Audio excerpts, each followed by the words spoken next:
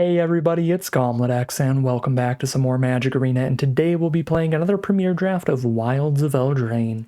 Without further ado, let's just get into the draft. We've got a decent rare here, nothing super exciting, but I don't think any of our commons or uncommons are that great that we need to take them over the Sentinel of Lost Lore.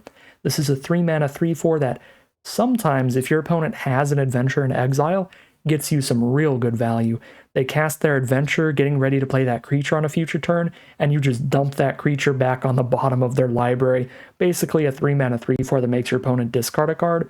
Really good deal if you get in that position, and otherwise, it's just fine. You can exile your opponent's graveyard, or you can potentially bounce one of your adventures in exile back into your hand to recast the adventure, get some value there as well. So 3-mana 3/4 with some flexible upside, super fine card, we'll take it here. I think Vigil, Familiar, and Threadbind Clique are all also solid, and Arena's completely frozen out.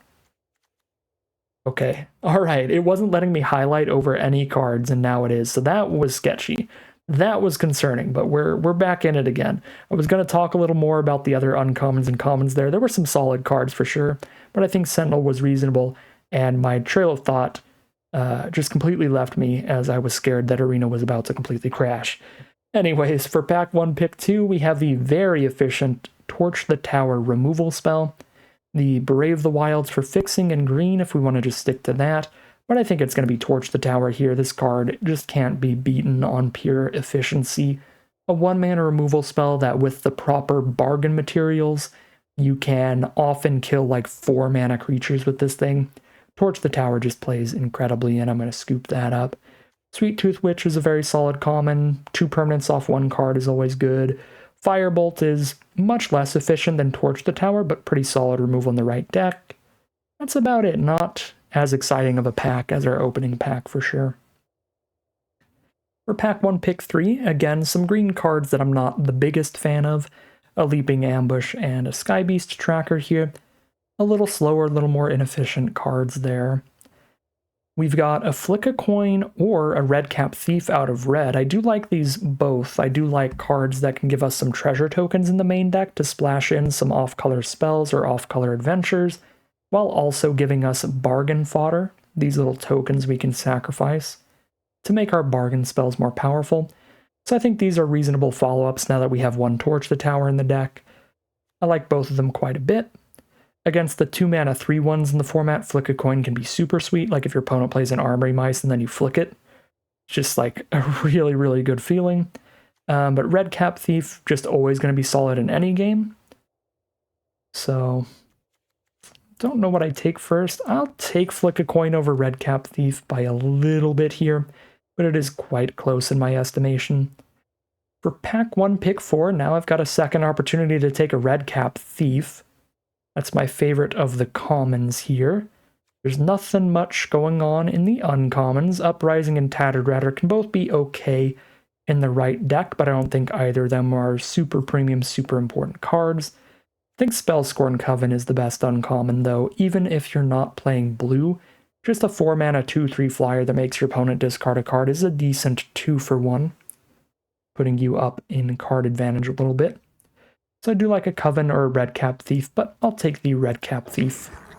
Sticking to our red, getting a little more treasures for bargain or splashing. Pack 1, pick 5, blue looks the most open here. We see an Ice Rot Sentry, an Ice Out, and a Mocking Sprite out of blue. Basically nothing good in any other color. Could take Scarecrow Guide for more fixing, but we're on double treasures already. Just take a random blue card here and hope not to end up in the color. I've been drafting a decent amount of blue lately, and not once has it ended that well for me. So I'll just take like an Ice Out, I think. Ice Rod Sentry's like a solid, just standalone threat, but I do really like the efficiency of Ice Out with bargain fodder. Mocking Sprite might be the best for like blue-red, just for casting a lot of instant sorceries and stuff. What do we got? Pick 6. We've got a Frantic Firebolt, which can be really big removal in a red deck with a lot of instants and sorceries. Again, it's more narrow than Torch the Tower, because you don't have to do much to make Torch the Tower really efficient for its cost. But in the decks that have a ton of instant sorceries and adventures, Firebolt can be a much bigger removal spell, so it's kind of exciting. 3 instants down right now. I think we can take the Firebolt here. Again, trying to cut red out primarily, because that's what we've got the most cards of. Green doesn't look like it's going well. Knight of the Sweet's Revenge can be okay in a super food-heavy deck. Doesn't look like where we're at right now, though. So keep trying to lock red out and decide our second color from there.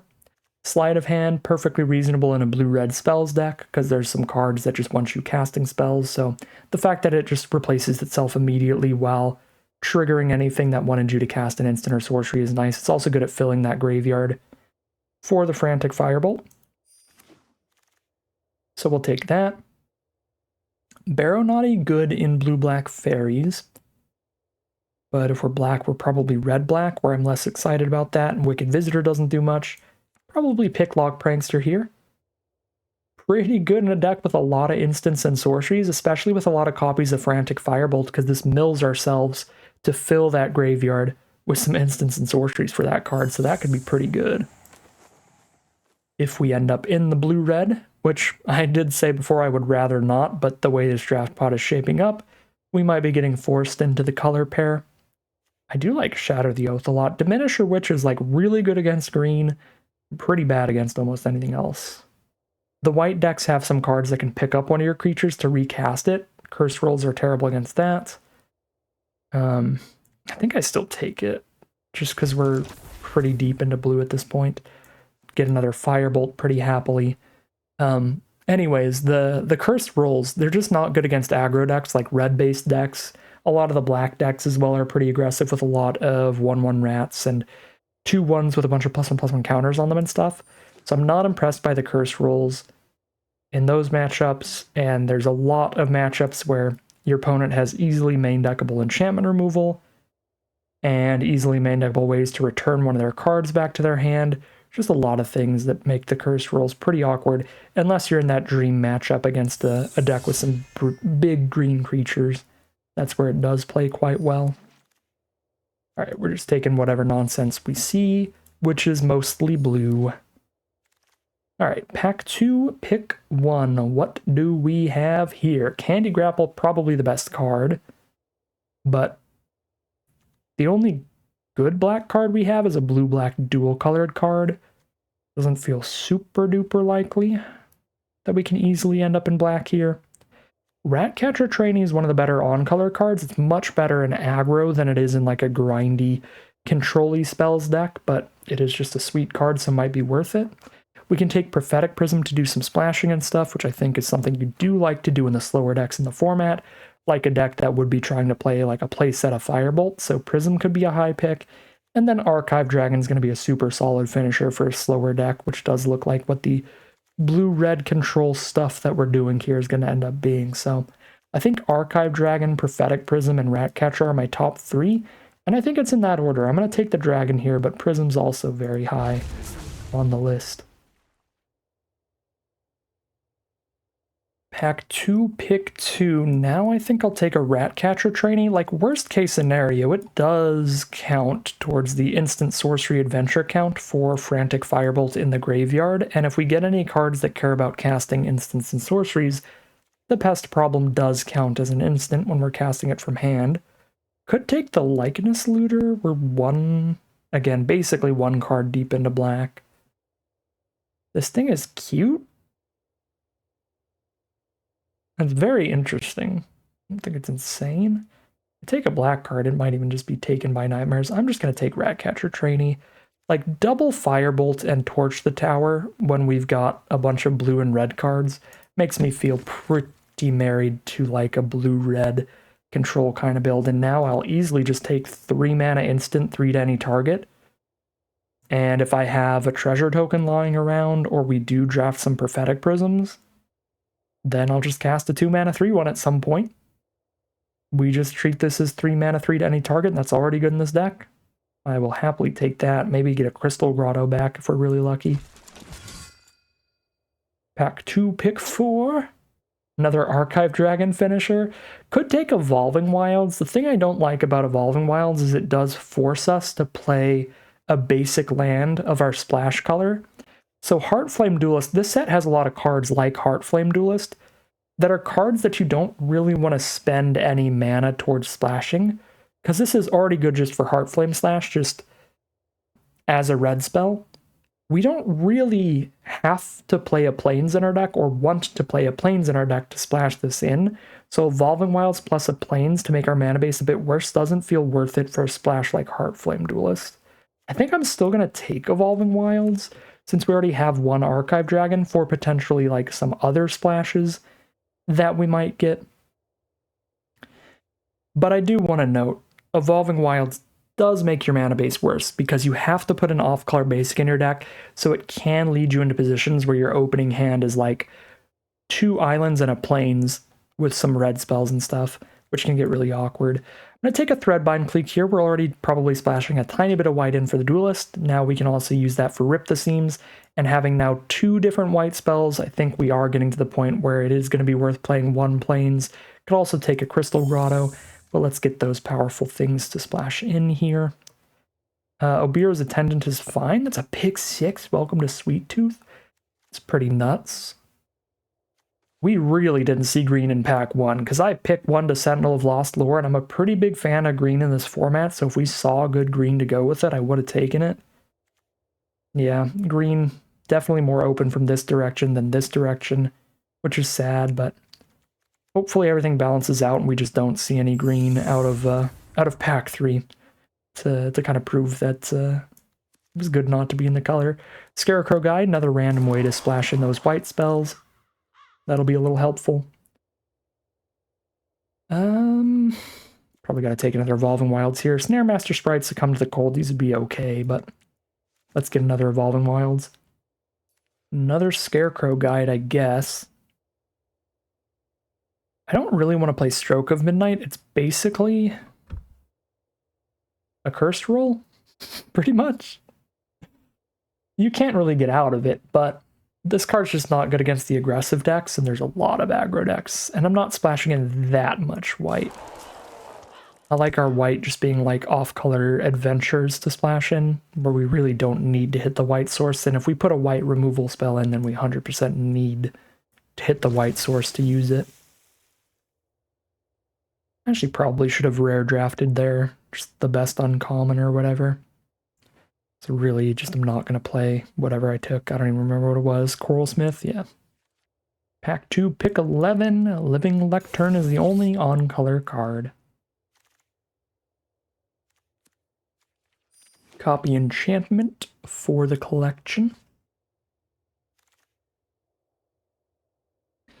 Nothing here. And nothing here. Pack 3, what goodies do you have in store? Absolutely nothing. Best card in this pack is Agatha's Champion. Don't think we're splashing in an Agatha's Champion. I could play around with Chancellor of Tales. It'd be pretty fun. This is a 4-mana card that dies to the most popular 1 and 2 mana removal spells in the format, Torch the Tower and Candy Grapple, though, which is really rough. Feels like often it just hits the board and immediately dies to something that costs much less mana than it, which is always a really bad deal. But the biggest competition's like Quick Study then, which I guess is the pick. Yeah, I'll take the Quick Study over the Chancellor here. I think it plays really well with Ice Out and Disdainful Stroke. Another Quick Study. There's also Frolicking Familiar, though, which is really beautiful when you're in the blue-red archetype. You can get extra damage in with the Flying Otter Wizard, or you can sometimes kill a 1-toughness creature with Blow Off Steam, which plays really well. Love Frolicking Familiar for this archetype. Scalding Viper's also real good. Bounce something and then drop a 2/1 that keeps pinging your opponent as they cast spells. This is a lot better the more aggressive you are, and I think we're more controlling where the familiar is going to be a little better. Alright, Spell Stutter or Grabby Giant. I do have that Quick Study instant speed card draw now. Kind of am liking the idea of some more instant speed counter spells, because I think we only have 2, Disdainful Stroke and Firebolt here.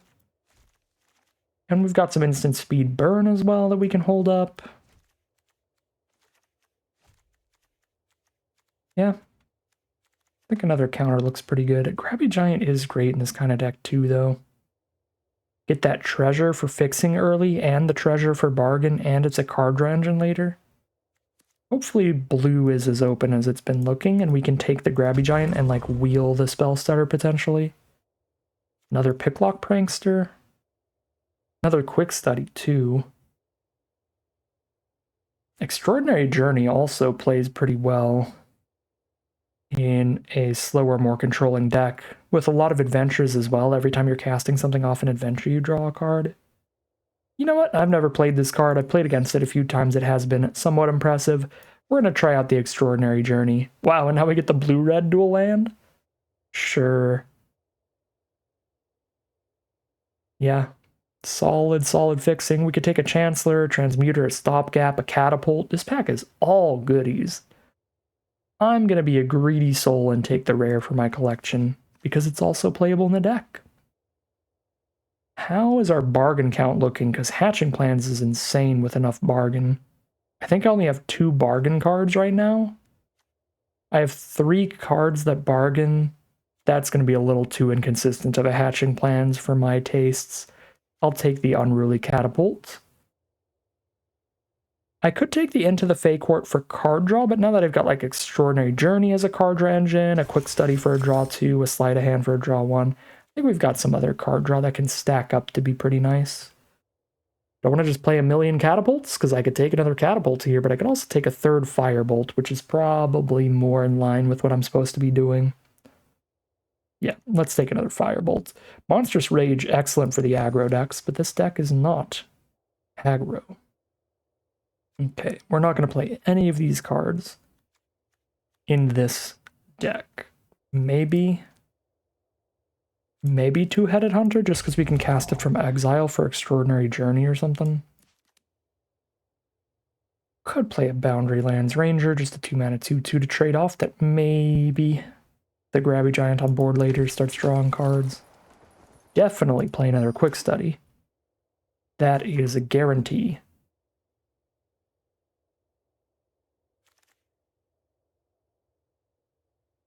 I think this is where we would have gotten the Spell Stutter, unfortunately.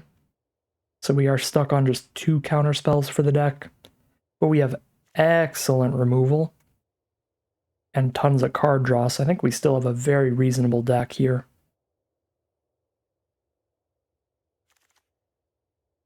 Yeah, another Lectern. Well, get the Chancellor super late so we can try it out.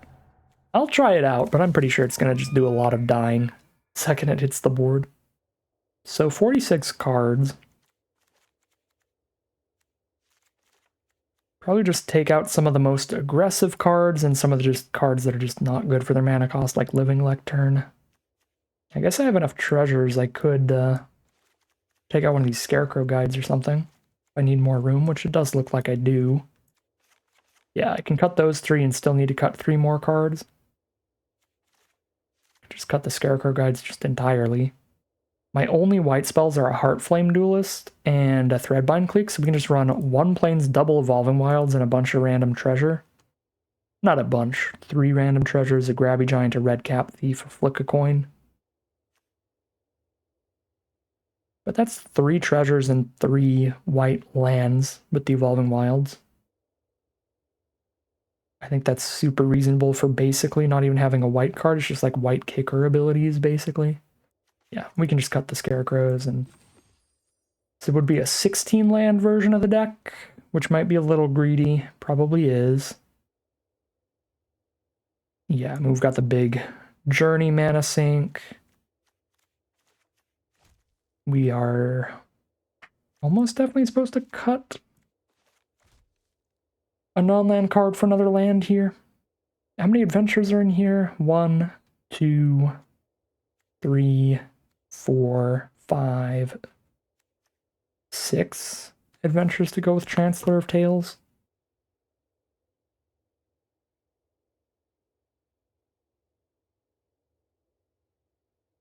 We only have like 2 adventures that are actually crazy to copy. Actually, we have like 1. right? If we double up Threadbind Click's Adventure, that's awesome, if they have 2 tapped creatures. If I double up Attendant's Adventure, that's whatever. If I double up Grabby Giants, that's whatever. Frolicking Familiars, sometimes it could be really good. Doubling up Trainees doesn't really do anything for our deck. Doubling up Prankster, we're just going to mill ourselves. I don't actually think we have anything crazy to do with Chancellor, so maybe we cut that for the 17th land. Honestly, I think I'm just going to do that. Get another island in here, more blue sources than anything else with these double blue spells, as well as the Sleight of Hand we need a blue mana for to turn this into another land off the top 2. We need blue for the Quick Study to draw us into off-color lands as well. All of our treasure production's in red, though, between Grabby Giant and Redcap Thief and Flick a Coin, so that would be a reason to want to run more red sources. But we've got an odd count here where I have to have one more source of one color between blue and red, and I think blue wins that fight. Blue, we've got a tiny bit more blue cards. And again, the Sleight of Hand turn 1, we really want just immediate turn 1 blue mana for, so one more blue source than red sources, but overall looks like pretty consistent mana. And a very fun deck to turtle around with. We will call it a deck here.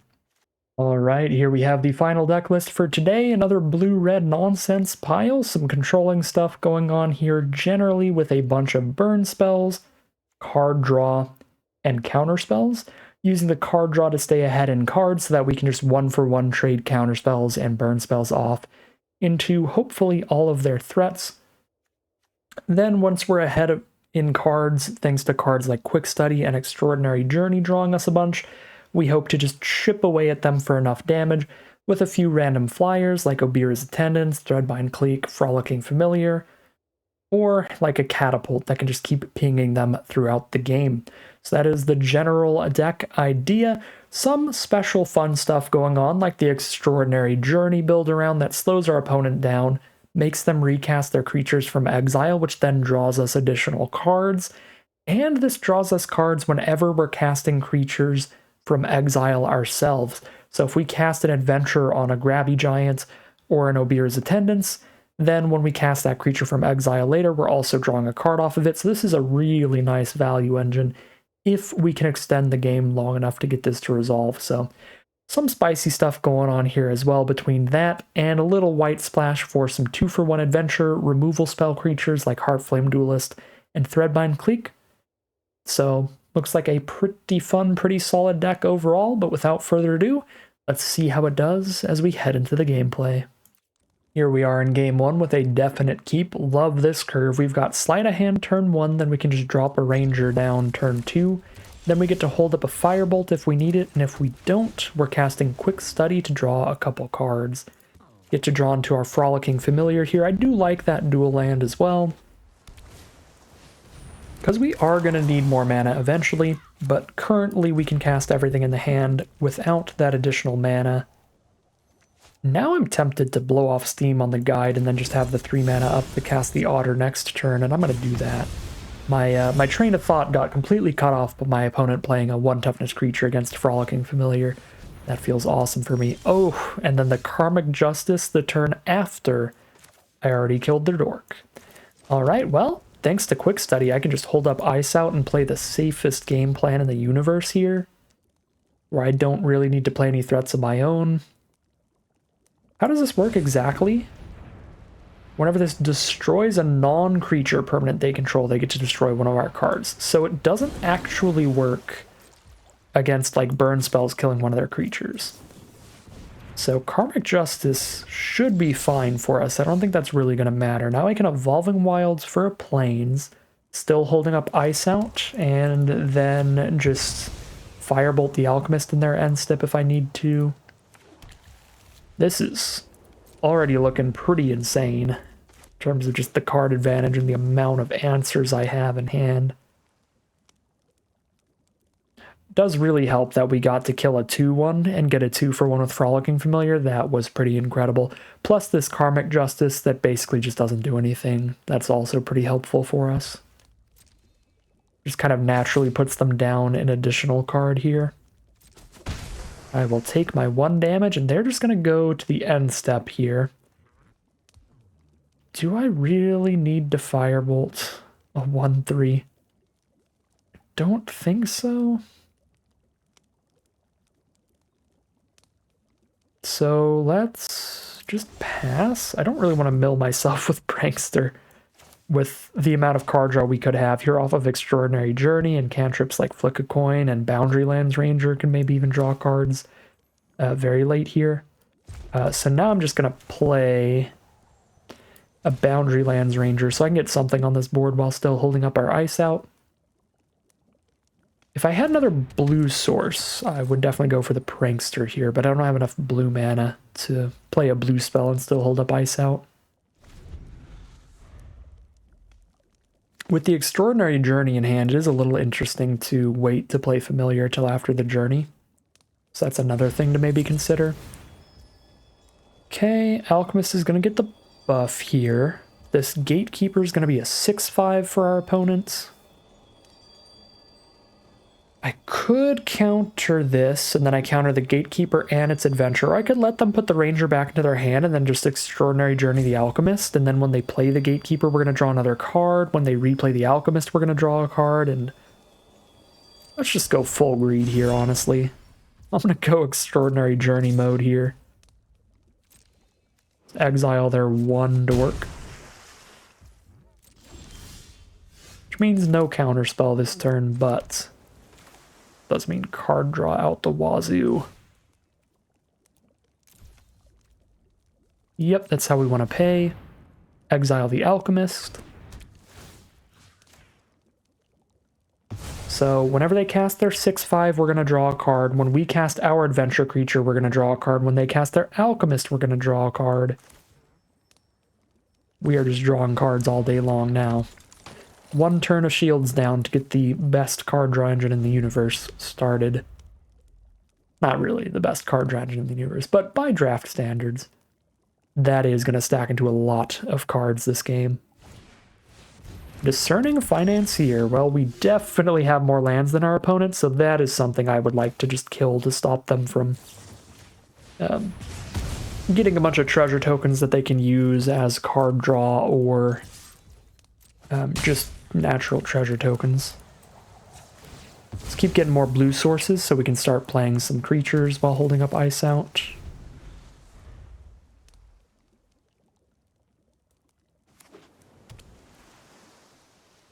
And from there on, it's just time to be the most annoying deck in this draft queue.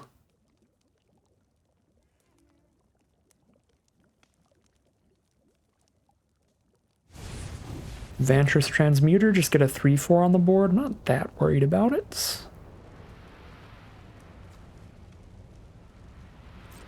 Yeah, let that happen. Start playing some flyers here. Guess I will mill myself. Would still be fine. Ooh, we get the Threadbind thing? Oh my god. Yeah, if we draw the Threadbind thing, that is so worth it. Okay, now we have a Catapult to start going wild with. Spend 3 mana, I still have an Ice Out up if I sack Catapult. But I don't want to sack Catapult, so let's play Prankster instead, draw a card. Cool. Now we're just going to start pinging them with a Catapult and some flyers.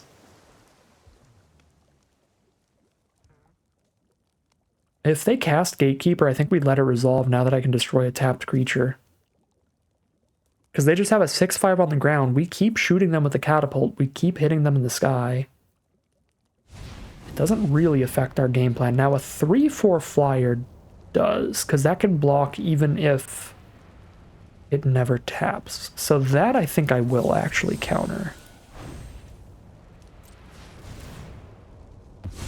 Sorry, Catapult.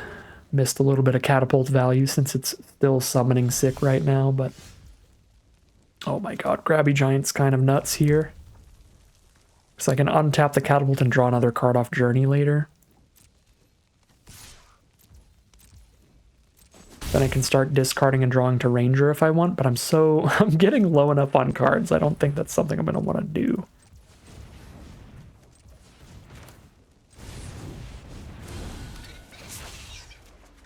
Draw a card there. I guess I just hold up this because it's instant speed, so we might as well. Hold up the That's Mine adventure.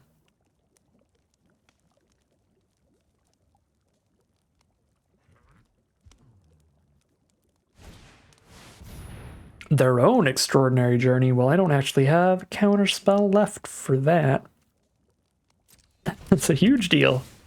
Now we're both gonna draw a million cards. So they probably just pick our flyers, because that's what we have to recast. Or the catapult, that works too. Yeah, so they pick the catapult. Okay, let's shoot them. Put the Grabby Giant into exile, get a treasure. Untap.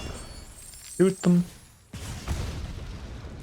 Then I could also flick a coin and shoot them if I really want to.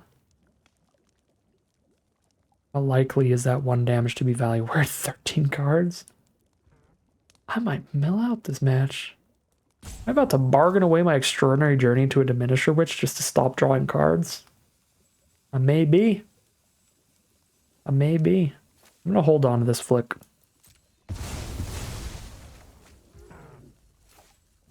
Oh, I could shoot them with the familiar now. Again, if I want.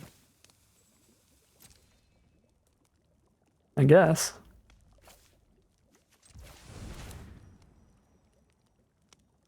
We both draw a card when I do this. Sure. Oh, nobody draws a card. What?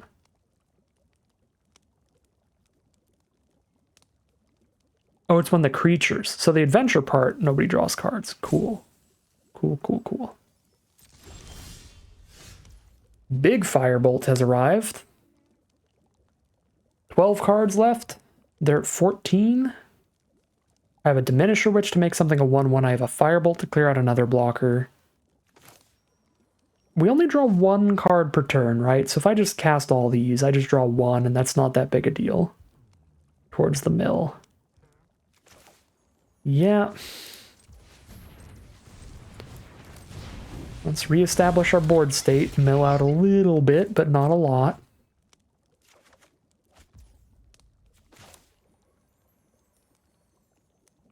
Yeah, honestly, I think that's pretty reasonable. Just cast all these so that we each draw 1 card.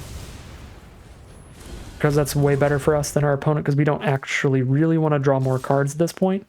But our opponent definitely does, so if we can get in these positions where we're casting multiple cards from exile in 1 turn just to get around each player drawing like 3 extra cards over time, that's going to be beneficial to us. And obviously I'm not holding up a counter spell, so I don't really need the mana up here.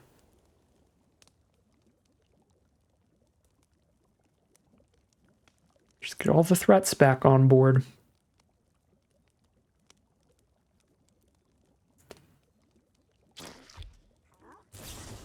Alright, Moment of Valor to kill the Grabby Giant. They've got 4 mana left over.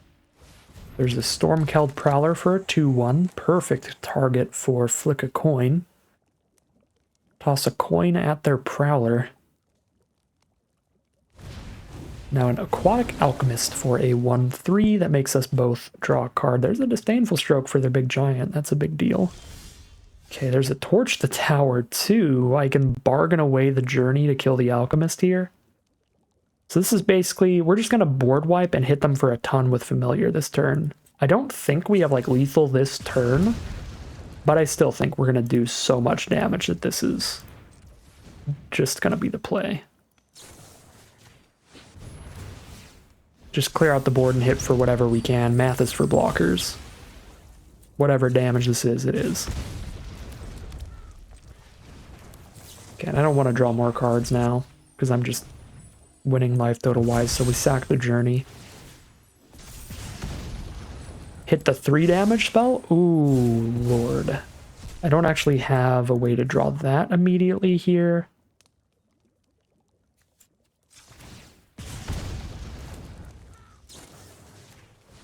So that's not going to happen. 5, 6, 7, 8, 9? They are just dead. Well, no, they're not. Yes, they are. I have to kill my own tapped creature post-combat, I think. Oh, I do have a way. Boundary Lands Ranger, and then I don't even have to kill my own creature. Alright, cool. Never mind. But yeah, we could have destroyed target tapped creature after combat just to untap the catapult again, and that would have been the extra damage. But since I can just draw my 3 damage burn spell, we can just do well over lethal. Alright. Well, that was a wild turn and a wild game overall. Luckily, a slower matchup, just some blue-white control-y stuff in general. Definitely gives us the time to set up some gross stuff with the Extraordinary Journey and a bunch of instants and sorceries just popping off together. So we start things off 1-0 as we head into game 2. Here we are for game 2. I'm not in love with this opening hand. It's quite slow, but we've got the double blue thanks to Evolving Wilds, so it's basically perfect mana, which is appealing enough to turn it into a keep. We have all 3 colors and we have double blue. Now we've got a decent flick a coin target with that Fairy Dream Thief on our opponent's board, but they are blue-black fairies on the play, so in a controlling mirror match, them being able to resolve a couple flyers before we can hold up a counterspell, and then just start holding up Spell Stutter for the rest of the game, could very much be a death sentence. Yeah, they get to resolve a couple solid creatures here. I'm actually just going to flick a coin this Vermin right now before they're untapped. But that means we're guaranteed to have a bit of a clock chipping away at us. And then by the time we have access to powerful spells, they're going to easily have access to their own counters, potentially. Although, they just play a Transmuter here, which my Firebolt is not big enough to kill. I have 5 mana up. If I crack a treasure...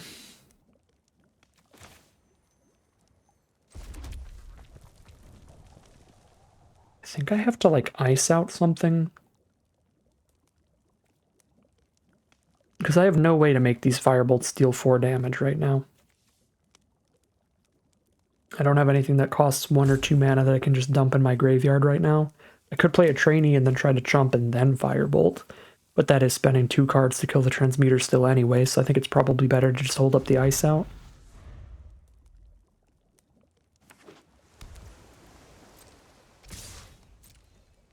Take my 5, go to 11. Okay, and worst case scenario here, now they just counter my pest problem and then I can Firebolt. Or it just resolves. And then we have different bargain fodder for the ice out, so I don't have to sack a treasure to do that. Opponent with 5 mana up with 3 cards in hand on blue, there is no chance that Archive Dragon is the correct play. We just drop the Ratcatcher Trainee. And I can hold up Ice Out or Firebolt, or I cast nothing, then I'm holding up both. But then it puts them in this position where they don't have to cast anything to win the game. They can just keep attacking and they'll win eventually. So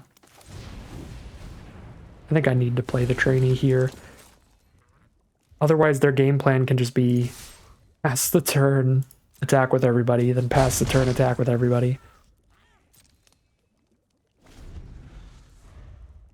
Now I can at least block with Trainee and then Firebolt in the end step, and then my Firebolts are big enough to kill everything else later. They probably do counterspell this Firebolt.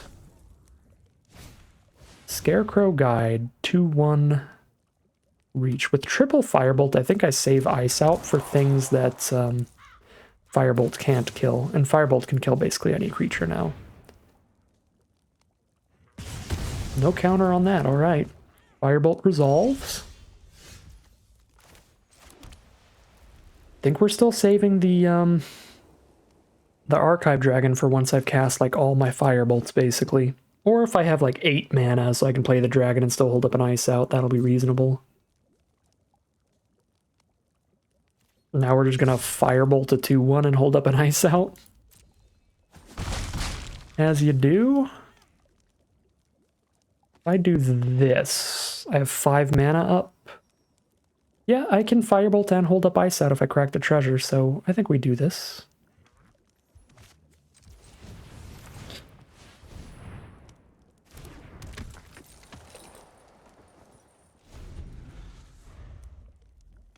Just might have to eat a rat to counter here.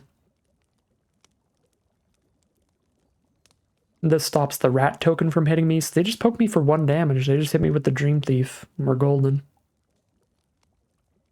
Start taking 1 damage a turn, really slow down the clock.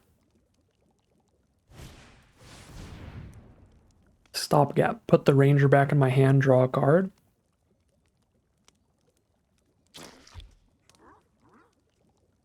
They only deal 1 more damage to me here by doing this, so I think it resolves. They're basically tapped out of their own counterspell, so we just drop the dragon next turn. Sure.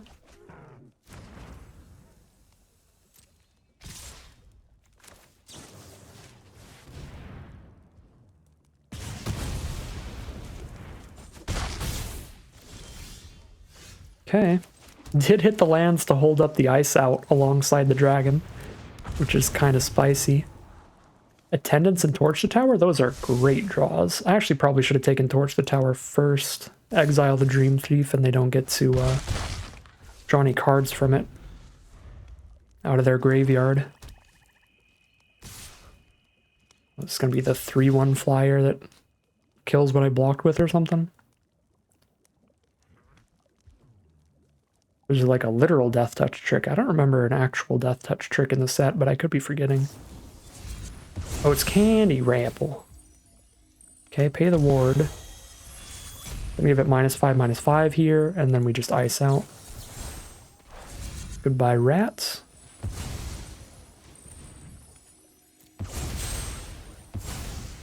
Ice out after they pay the ward, so they're less likely to have the mana up for their own counter.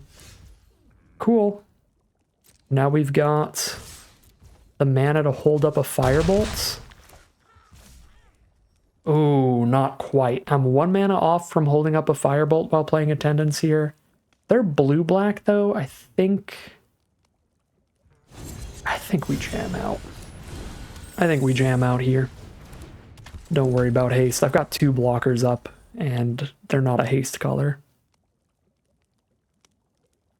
If I had 1 more land, I would have played Attendance and just held up Firebolt. Maybe that was overly safe and it's better to just play Ranger, but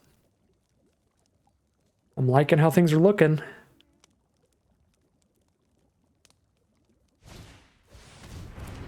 Ooh. Stopping my upkeep. I guess that's going to be... The trigger's already going to be on the stack, so if it kills me, it kills me, but that is a concern. 4, 5, 6 damage to them. We kill them faster than they kill us, and I can't stop that damage.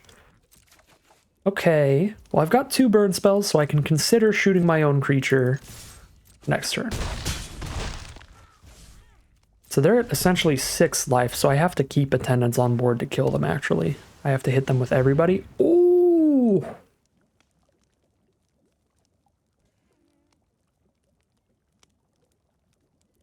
Now I have to torch my own Attendance. Otherwise the witch kills me. Ooh, you know what the play is? I think we make them sack all their food to try to kill me in the end step, because then they'll be tapped out of gaining any extra life if they're trying to kill me off stab wound. And then we torch our own creature after that. Or I guess I can firebolt my own creature too. So let's torch the witch. Now if they want to try to kill me with that, they have to throw all the food at me right now, so they don't do it. They play it safe. Makes sense. But now they have enough food to go up to 9 here. I'm going to go down to 3.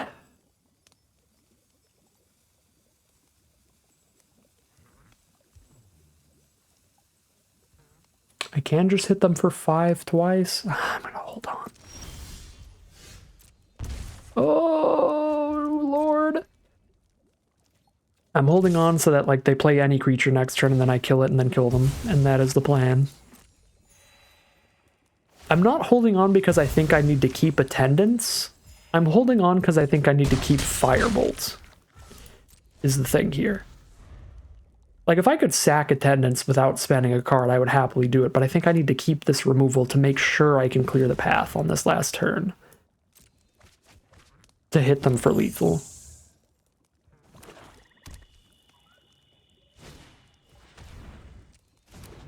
So now I have to Firebolt the own attendants here.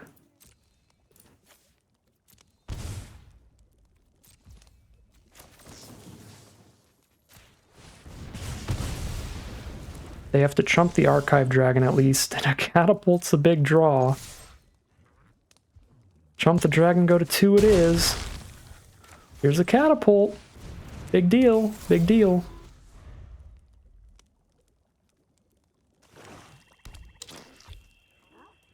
They have another stab wound.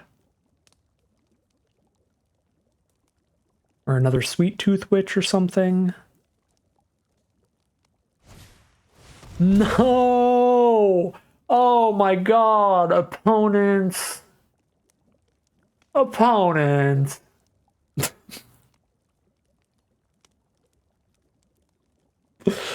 Well, we draw then. If I can't win, no one wins. Fair enough. Doesn't count as a loss, lets you keep playing through your queue. Oh my god. That is hilarious. Alright. A draw it is. God. Each player loses the game. Well, I guess we get an extra long draft today, because it's going to be a bonus game no matter what. Because we are 2 games in. Still 1-0 as we head into game 3. Here we are now for game 3. 1-0 so far. Got a top deck 1 land here, but if I hit it, Quick Study finds the next one most likely, plus Extraordinary Journey for card draw. 2 landers are always slightly concerning, but they're basically always just like 1 land off from greatness. See what we can get here. Alright, that ain't a land. Certainly ain't a land.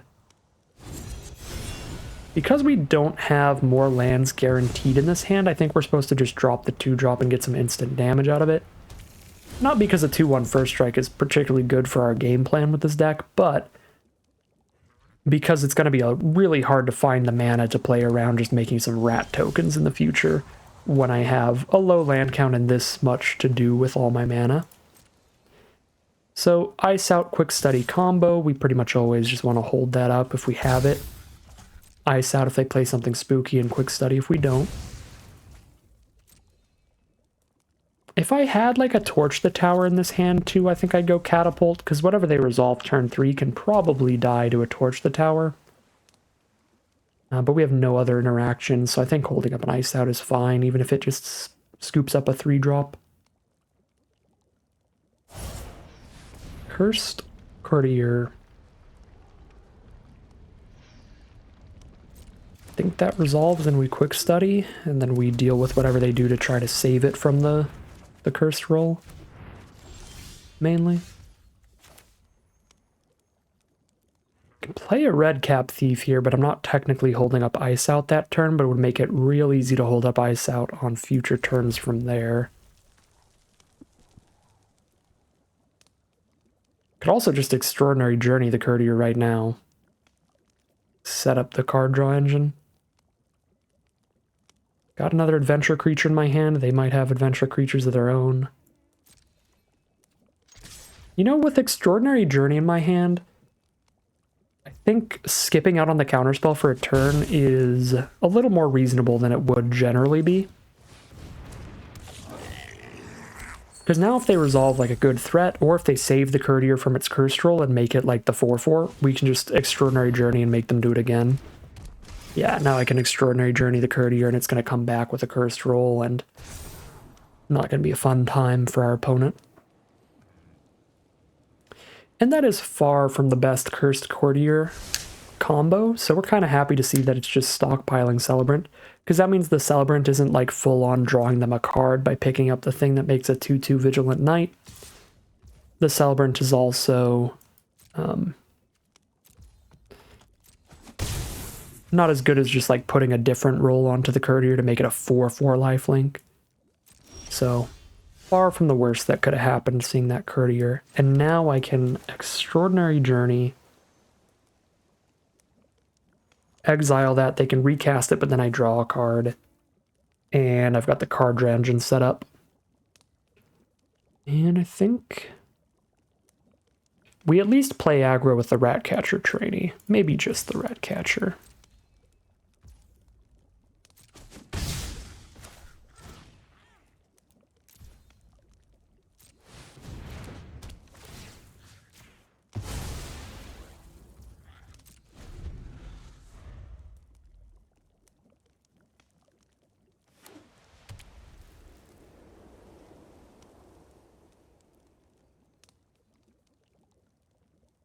If they play something disastrously bad, I could technically ice out sacking my Extraordinary Journey, but that feels very unlikely to happen. It'd just be if they somehow just Ashiok me. Alright, they're just going to pass here. Fine with me. Ooh, a quick study. Could drop this dragon, then I'm tapped out of Ice Out. Now I'm going to play a Catapult. Let's just get damaging. At this point. Or trade a Thief off.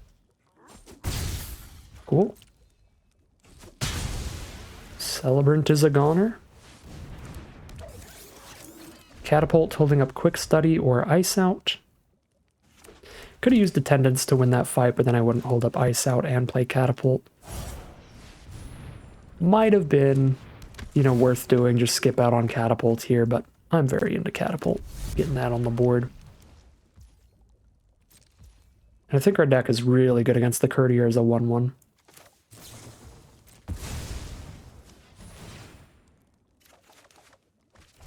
We've got a lot of random 1 damage things we could draw into. We didn't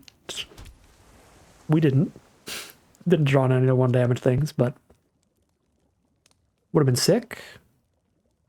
Like our Otter Wizard or our Flick a Coin. 3 mana to play around with while holding up Ice Out, so I can just play Ice Out and Firebolt. That's probably what we're doing. Jam the trainee in and pass. Holding up Combat Tricks with Desperate Parry. Card draw with Picklock Prankster. Kellen's Light Blades. Just straight up destroy this. Obviously nothing I can do about that. I mean, I could counter it, but saving a 2/1 doesn't seem worth it. Does make the Courtier a 3/3 lifelinker, which is definitely at that point where I think I just kill it. Ice out their next play. Could hold till their turn, but I don't want to have to spend Ice Out on like a +2/+2 combat trick or something that they might be able to use to save the Courtier.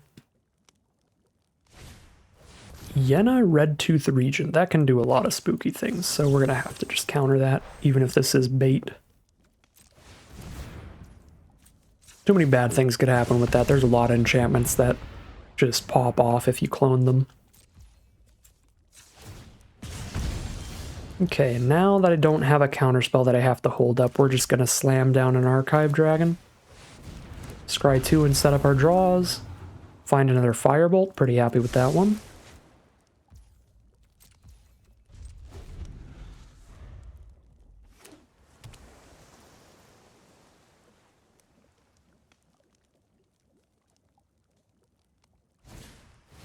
Hilda's Crown of Winter. Pretty annoying, not the end of the world.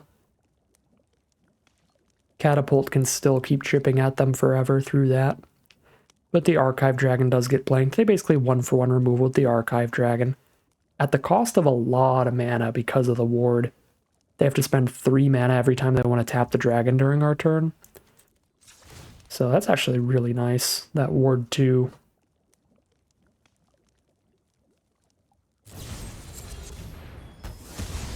Okay. Destroy the catapults. Now they're tapped out of hitting dragon for the turn.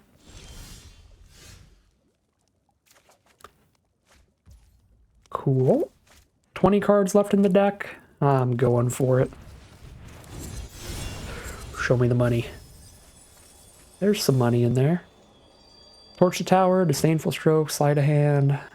Disdainful Stroke, we know they have at least a 4 mana 3/3 flyer. That is the bare minimum of what Disdainful Stroke is going to do for us now. Boom, hit for 4 while we're guaranteed to do so. Could drop Attendance, then I'm not holding up Stroke. Okay, so we just drop Prankster. Draw our extra card, find a Flick a Coin.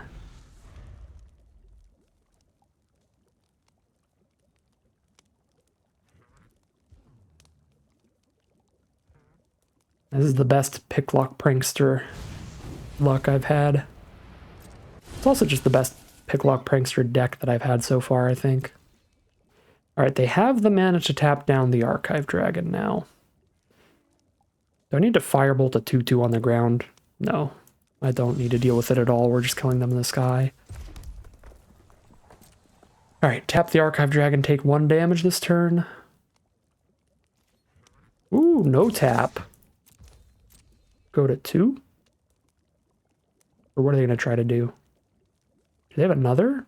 If they have another Threadbind, they don't actually have the mana up to use it. Light Blades, they have exactly enough to use, and the Disdainful Stroke will not stop it. Do I have more counters I can draw into at this point? No. So no point in trying to, like, flick a coin in response. Okay, so I hit them for 2. Or I hit them for 1, put them to 6. And that is that.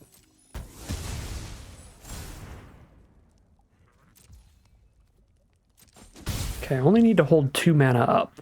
6, 7, 8, 9. I can hold 2 up while still using Attendance to draw another card here, so let's do that.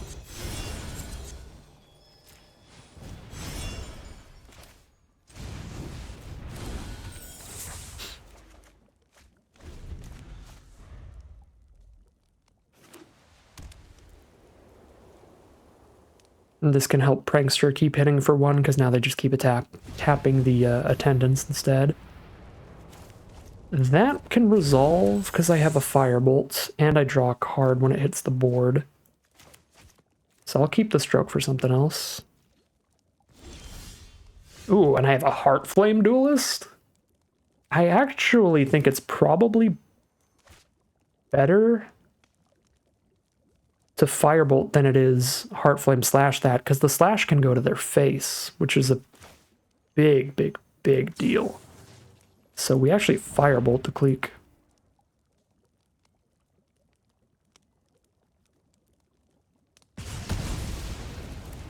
Okay, they tap Attendance, we put them to 5.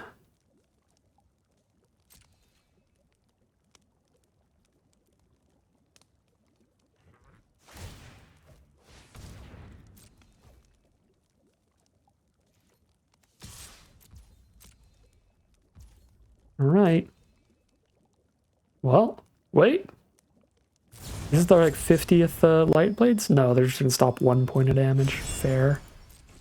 Trying to mill us out with the Extraordinary Journey, I guess. I'm gonna grab a white source anyway, even though they are pretty clearly on that mill plan. Okay, we will Disdainful Stroke this flyer. Because we're out of removal, that'll kill it.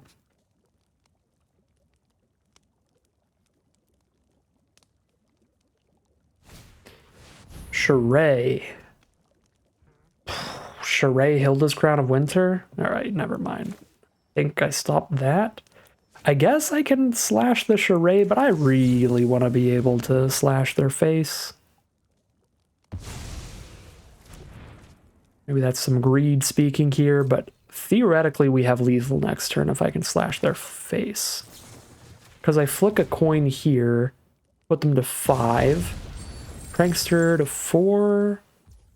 I guess not quite lethal, 2-turn lethal. Now that I drew Familiar, I have lethal here. Yeah, so go for that. We put them to 1 on this attack, and then we shoot them for 3. And that's GG, that's the plan. As long as they don't have life gain. Boop down to 3. Big bada boom. There we go. We are now, I think, 2-0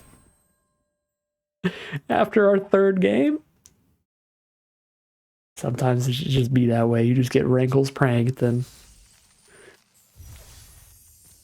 one of your games goes into the void. Yep, 2-0 headed into game number 4. All right, here we are for game 4. Really nice opening hand. If our opponent drops a 1 toughness card, this familiar is going to be gross. Ginger brute me. They're not going to ginger brute me. This is just a really nice hand altogether. Playing against blue-green, probably some rampy stuff. Might drop the 2-mana 1/3 here. Start ramping into some big 5, 6, 7 drop creatures. That would actually be a bit of a problematic archetype without counterspells in our current hand. Oh yeah, I'm legitimately scared now. Don't think this hand is great against blue-green ramp stuff. Can't Extraordinary Journey anything. I can get a treasure from Grabby Giant, or I can just play a familiar to start trying to beat down at least. I do like the destroy a tapped creature for this archetype. I think we just get a treasure token here. I think that's all we really want to do. Actually should have played the second mountain so that I could shoot something for 1 and get a treasure this turn. Alright, didn't ramp into a 4-drop at least. They just play land for turn, poke us for 1 with the fawn. Alright, let's get our treasure token. Cool. Cool stuff indeed. So, I could just set up the Extraordinary Journey, exile the fawn, slow them down, make them recast their mana dork, and if they're doing any adventure nonsense like we are, we're going to draw a lot of cards. Basically, as long as they can't counter or blow up our enchantment, we're going to draw a ton of cards this game, because we have everything in our hand going on an adventure to draw another card, so I'm going to try this out.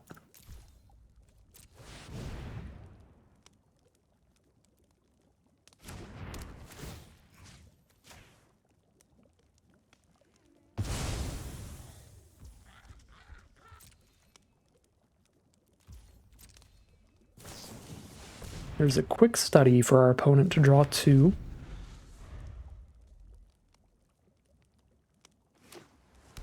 They're going to play their 4th land.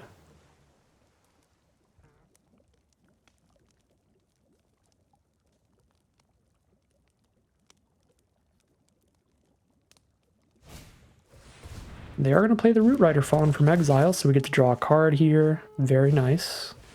And a Red Tooth Vanguard to shoot with the Frolicking Familiar. That's also quite nice for me. Saving this treasure for the Threadbind click here. Let's shoot the Vanguard while they're tapped out. And then play a Grabby Giant, draw a card, let them resolve whatever they want. We don't have a counter to hold up anyway. Could mill myself with Prankster so I can Firebolt the Fawn here. I really don't want them to cast something good next turn, but I think I'm cool to try to blow up whatever they cast with Rip the Seams. There's only 1 Planeswalker in the set, and it's in black. So I think just holding up Rip the Seams is good against, like, anything but a Planeswalker, basically, that we're letting them cast. I guess there are some big bomb enchantments. I cannot think of any in green-blue. I guess they could resolve like an Extraordinary Journey or something. But all we'd be doing by Firebolting the Fawn is making it take 1 more turn for them to play it. They'd still be resolving it eventually.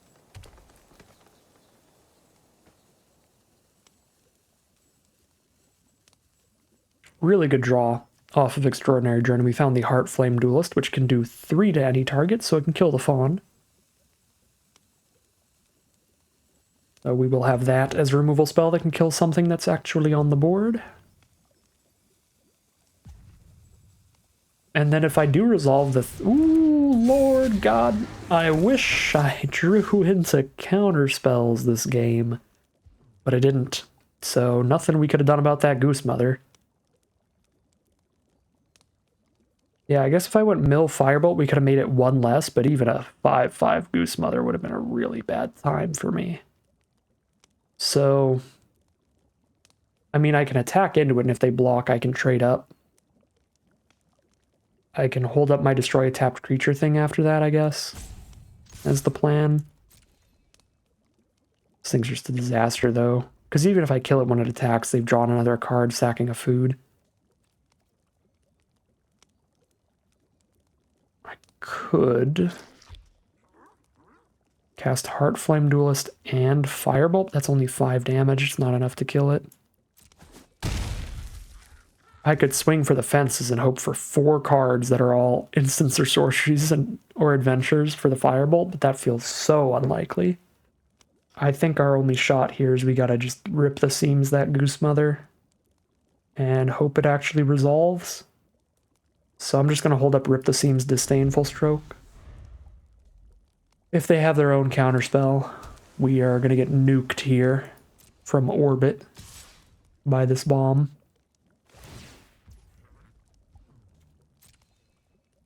Sack of food, draw a card.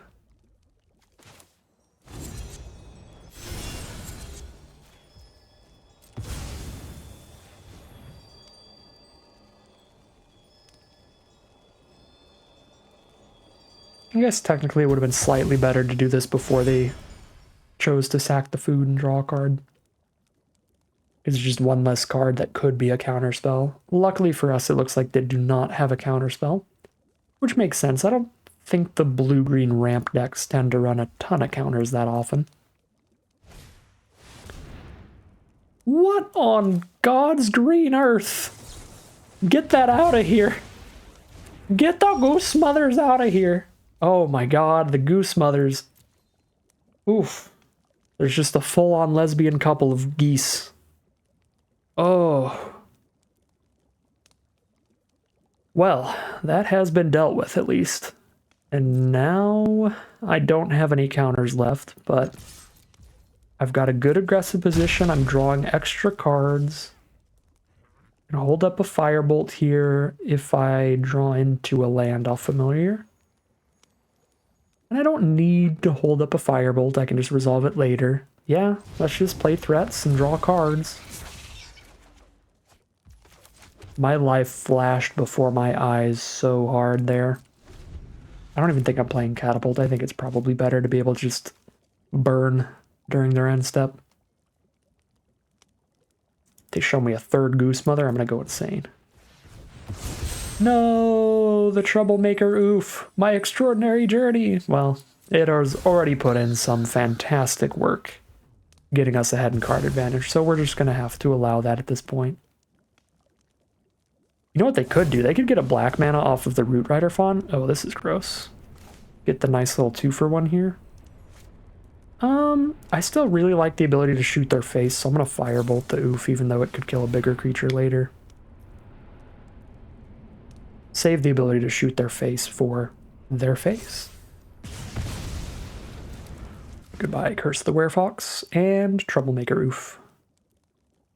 I was gonna say they could filter into black mana off of Root Rider Fawn for that card that lets them pick up 2 creatures from their grave, and that would be gross. That it's the 3rd and 4th Goose Mother. Okay, they are at 12. We definitely don't kill them this turn.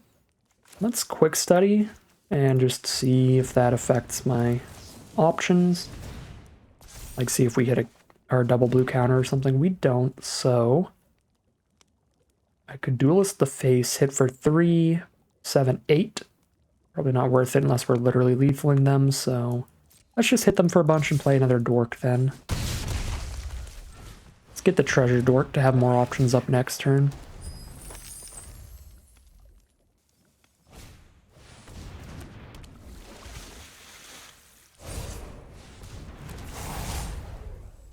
Another Curse of the Werefox is the play here.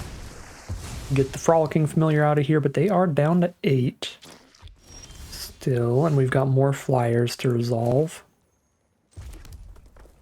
Now I can drop Threadbind or a 3/4 Attendance and hold up a Heartflame Duelist to play around like a 3rd Curse of the Werefox or something. Probably the play.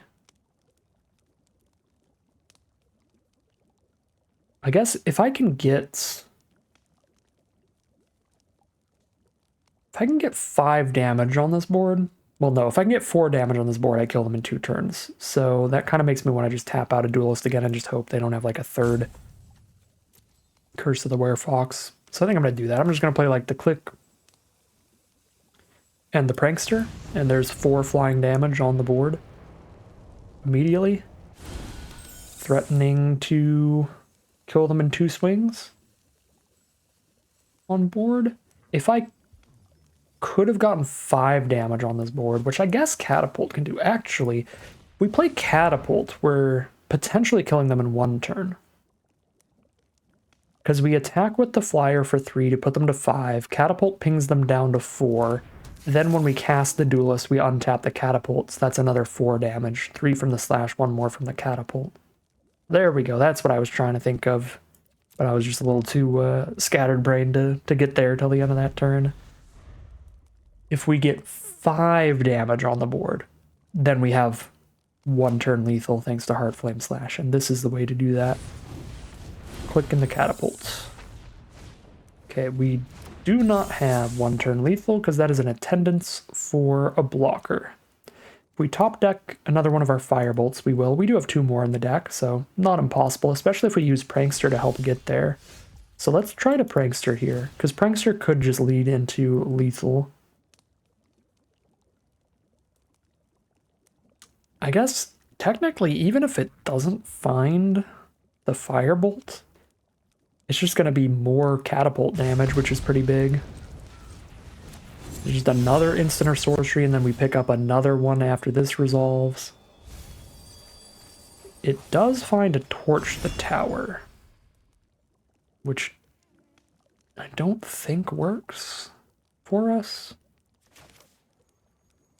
Not quite. With Catapult, it might find lethal, but it definitely doesn't kill the attendants. So they go to 6. Duelist them down to 2. Oh yeah, Catapult's just so insane, it's just going to kill them. Because I can Duelist them.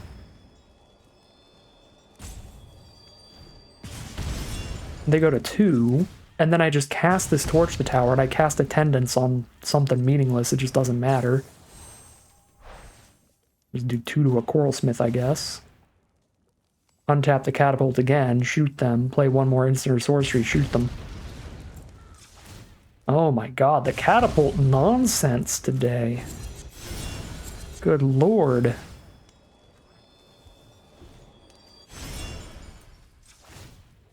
Well, I guess I'm pretty happy to have played the Catapult instead of the Prankster last turn. That played so much better. Oh no, we've been cursed. We've been cursed. We're 666. I'm a little scared about what's going to happen now, but I suppose we're going to find out soon as we head into Game 5. All right, here we are for Game 5. Mono red hand, Evolving Wilds does get there, giving us that source we need, so we're going to keep it and see how things pan out.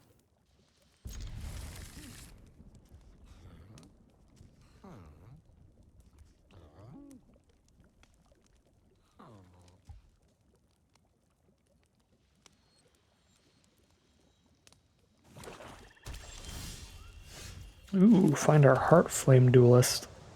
Does make me a little sad that this Wilds doesn't get to grab the white source, just due to other mana issues, but it is what it is.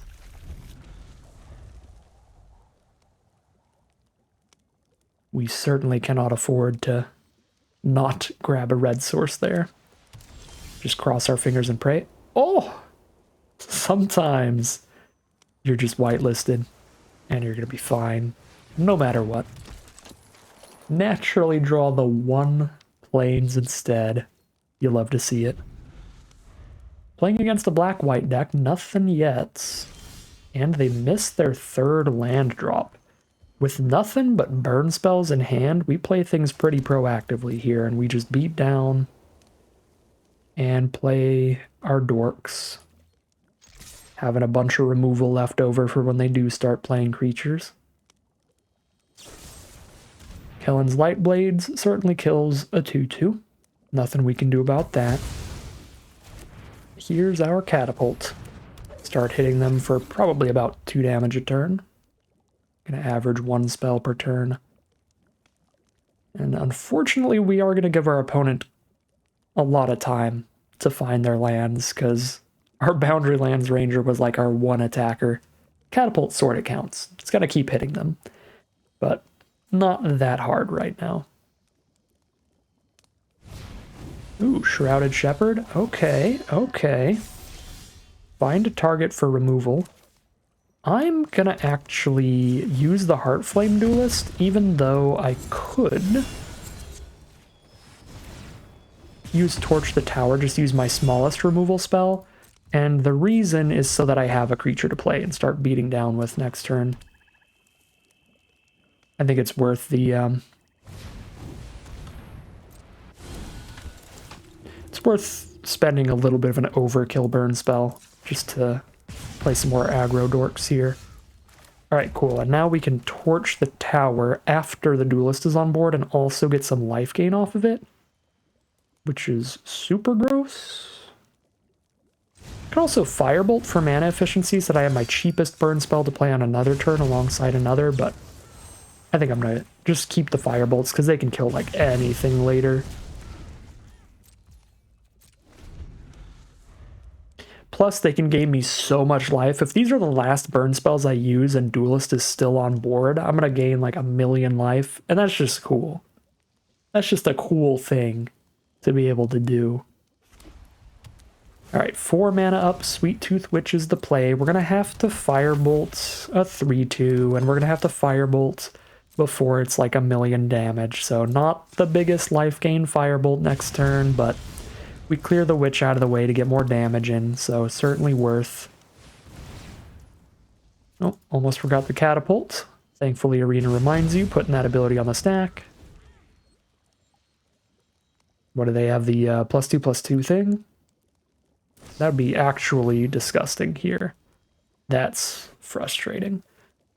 Well, I can finish it off with Flick a Coin at least, so I'm not really down a card.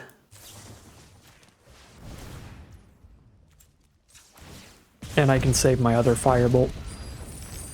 That is still annoying, though. Cool.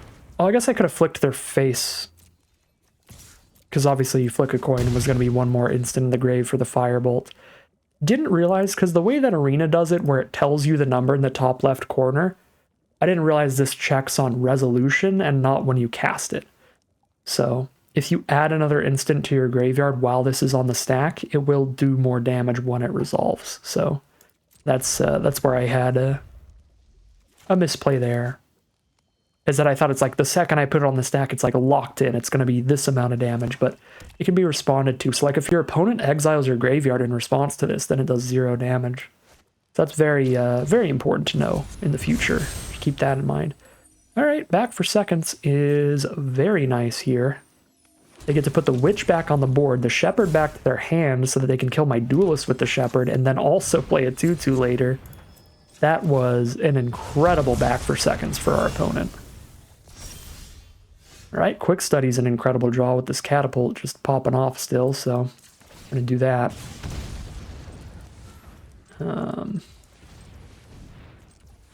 I think hold on to the Threadbind thing, which is maybe a little greedy, because I should maybe just be getting aggro with it, but we'll see.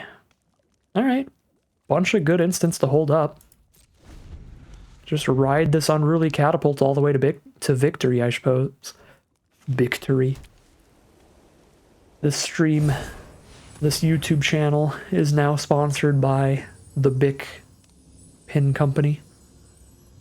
I'm actually okay with them buffing the Witch up. Even though it's going to start hitting me, I've gotten a big pocket of life gain. Plus, I guess I can just destroy that tapped creature instead. And then I can get my 2-for-1 out of the way right now. That's actually pretty reasonable. Let's get the 2-for-1 out of the way here.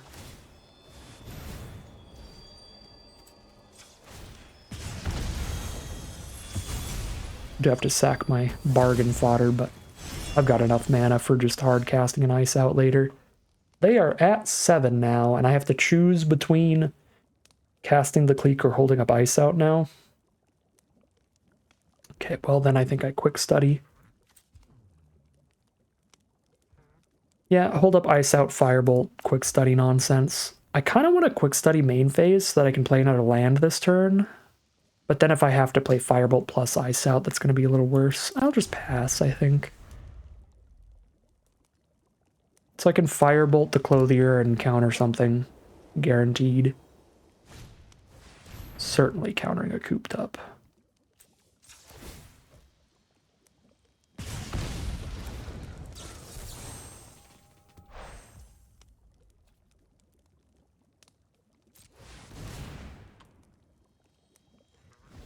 Opponent's at essentially 9 life right now because they have a food.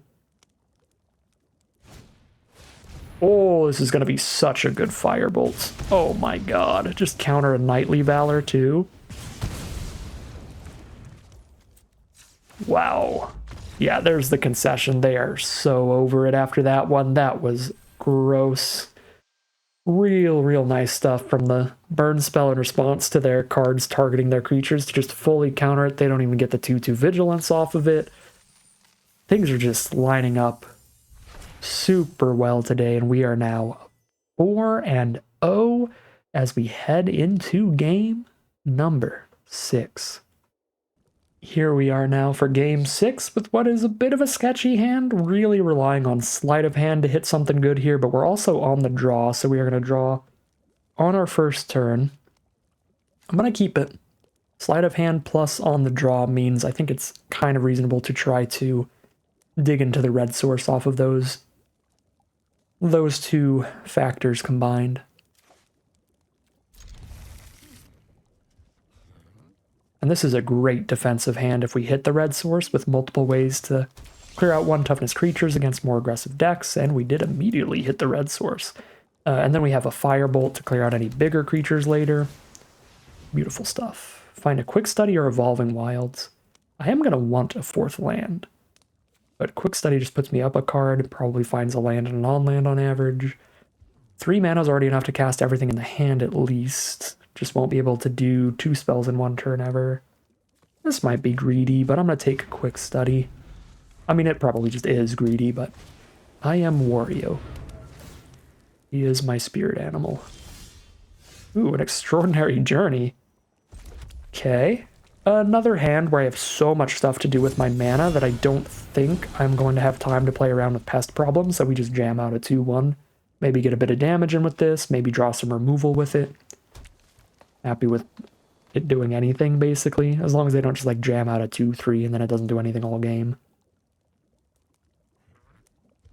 Although if they jam out a 2/3, I could kill it if they try to block off of my first strike damage plus 1 extra damage from familiar or flick a coin. So yeah, Trainee's actually quite likely to do something here. Yep, looks like it is just going to hit for some damage because they're just going to ramp up with Return from the Wilds. Find a red source. So, could drop a land and flick a coin at their 1/1. Or I could drop my tap land and just shoot the 1/1 for 1 damage with my familiar. I think it's solid to get a treasure token here. So let's flick a coin. Cool, and I hit another untapped land for next turn if I need that.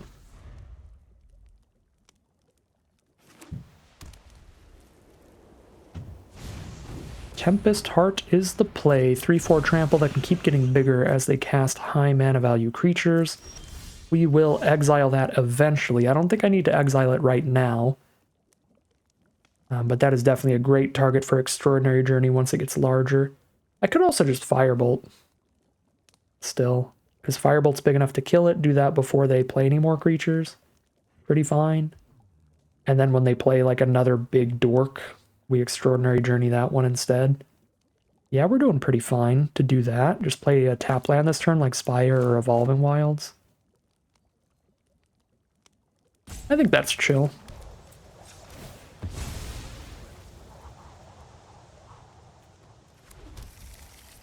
Grab a natural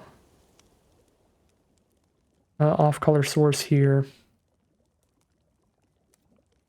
Send in with the trainees, so even if they have the +2/+2 trick, we kill it with a firebolt. And then they've got something for 1 mana. Maybe it's the hexproof thing too. That would be annoying. I think that means we actually just wait till their turn. That way they might tap out for like a 6-drop creature, and then we respond by killing Heart. Okay, Prism's fine. And then worst case scenario, we still try to like firebolt this in the end step and then just soak up their combat trick mana or whatever. Just take a few points of extra damage to play around some stuff.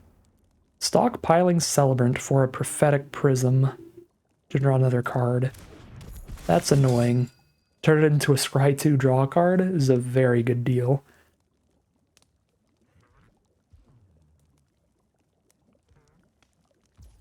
Yep. I guess I could, since I'm playing around like the +2/+2 trick, I could just quick study before I firebolt to really make sure that I kill the Tempest Heart through the +2/+2 trick. Now I'm more worried about the hexproof trick, because that'll stop Extraordinary Journey as well.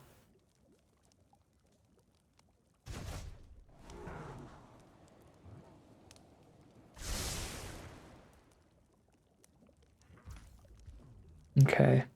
Yeah, let's quick study instead. Fill the grave a little more. Draw for turn.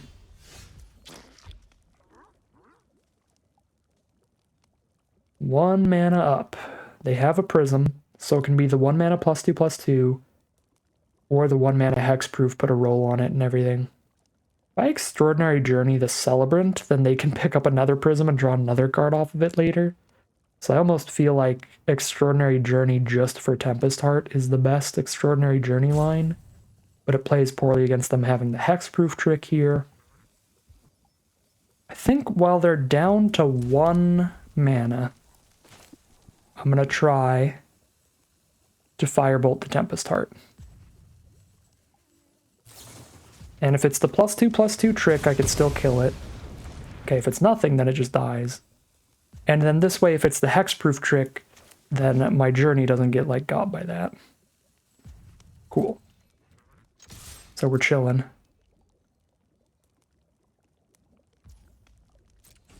I played the red source out naturally there so that if they had the +2/+2 trick, I could respond with dealing 1 extra damage.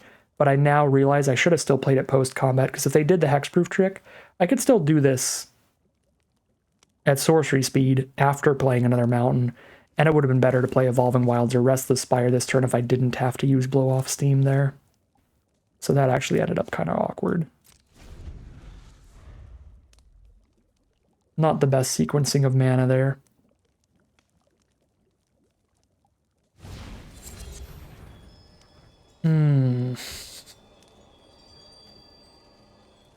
Bold plays from our opponent. If I had one of my couple of Torch the Towers, this would be phenomenal. I guess I only have 1 torch. But if I had a torch, that would be a horrific 2-for-1 in our favor.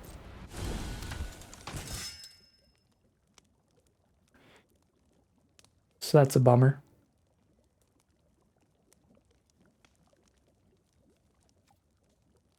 Alright, even if I give them another Prophetic Prism card draw, I think I'm going to have enough card draw going for us just in this deck naturally that it's worth Extraordinary Journeying both their creatures. And probably putting Familiar into exile right now for next turn.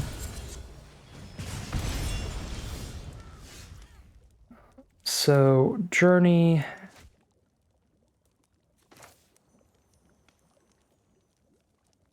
X equals 2, tap out here.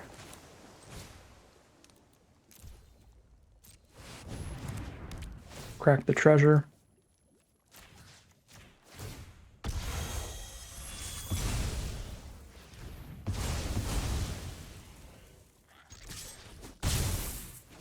Put them down to 11. And now we just start Extraordinary Journey card draw engineing it up.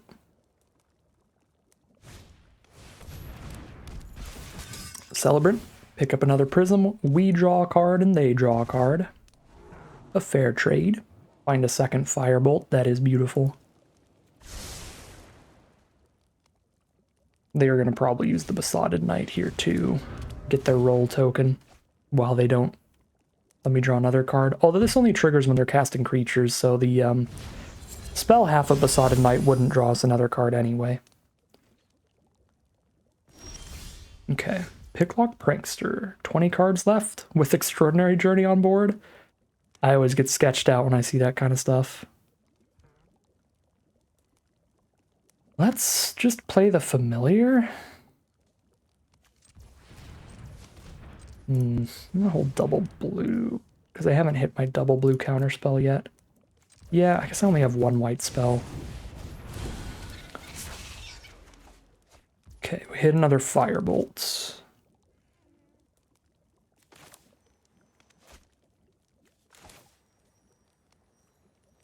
Like the flexibility of Restless Spire mana-wise, so let's drop that one. Alright, I can't attack into the 4-3 here, so... Passing, holding up a bunch of Firebolts. If I don't do that, I just free the Fae.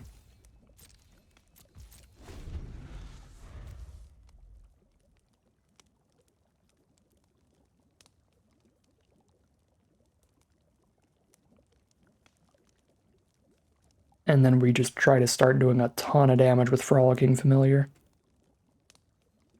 These next couple turns. I will take my medicine down to 9.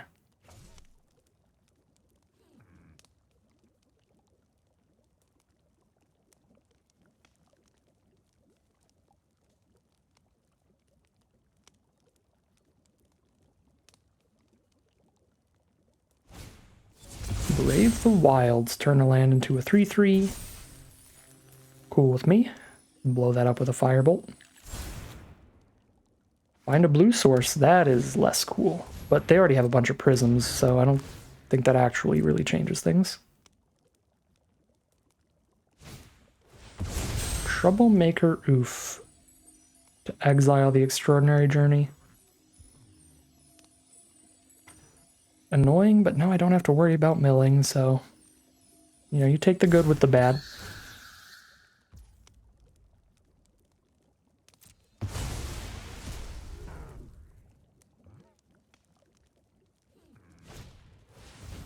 Coop up my Familiar. Jesus. Alright, well... That was just a collection of straight gas over there. I was hoping at least we would still be getting Familiar damage in here. That means we're just behind now. That is uncool. They've already went past combat, so they're not going to hit us with the forest or anything here, so yeah, let's dig. Off Prankster. Disdainful Stroke revealed. Well, at least it kills their 3-3.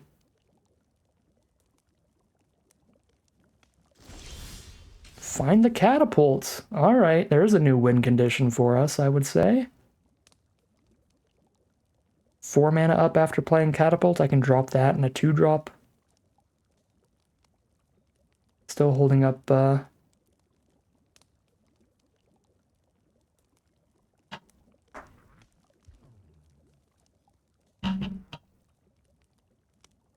Still holding up Disdainful Stroke, but then I'm not holding up Firebolt. This cooped up was really bad for me. I think I have to get the catapult down, and I also need to not die, so I'm just holding up, like, Firebolt here. Firebolt plus the 1 mana ward, I guess.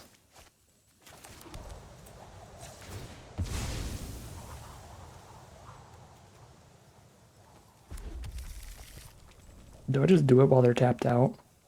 So they have a 3-3 and a 2-2. No, I'm gonna keep Stroke up as best as I can. Like, I can block a 3-3 and a 2-2 and take 4. Go to 5. Holding up Disdainful Stroke. No! Stop!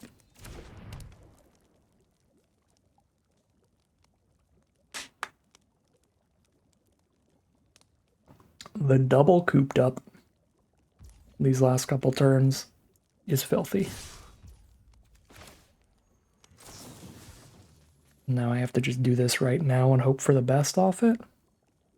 Otherwise I am taking a lot of damage.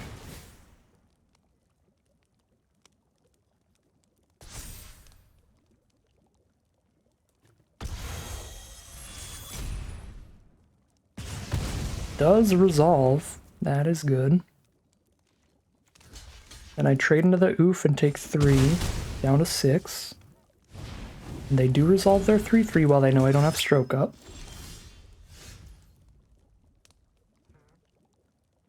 Can deal with 3/3s with my 3/4.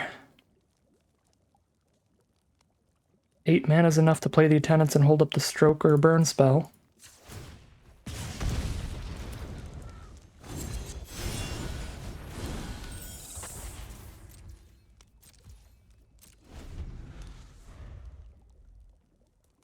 No more gas. Fingers crossed. Run out of steam.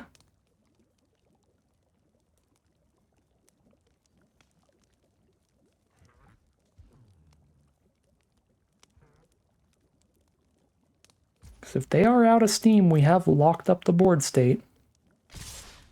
Do I have to play around the rare that shoots me for 3 here? I think I would rather play around like the infinite commons that can be like 2 mana +4/+4, a red and 1, give double strike till end of turn. I think there are a little bit more combat tricks that would kill me here than like direct to face burn spells, since they're not playing black. If they were playing black, there's a lot of like throwing food at my face, making me lose 3 when it hits the board. I think I play around a combat trick here, rather than a burn spell to the face, by just making this block and holding up my firebolt for if they try to combat trick me to death.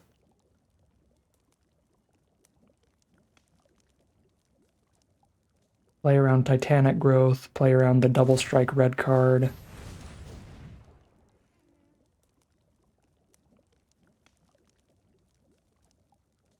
They're playing a bargain trick here. They're going to sack the cooped up, respond with their bargain sacking that cooped up. But it's going to be the +2/+2, and then we firebolt.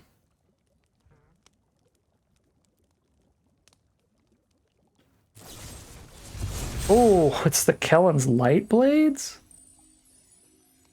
Come on, man. Could be the +2/+2 trick this time. Get a great response to the +2/+2. Alright. We've been playing against a ton of Kellen's Light Blades today. They only have 2 mana up, so there's literally no reason to hold up Disdainful Stroke at this point. So we do just Firebolt the Knight. Actually, yeah, Firebolt the Knight. They can keep the land.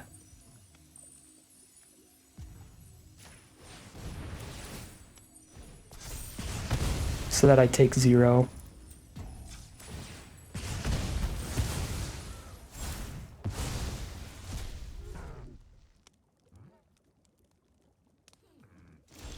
Alright.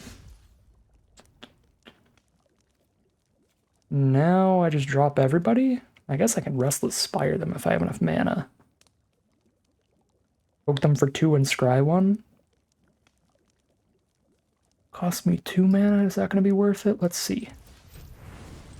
Red Cap Thief, yeah.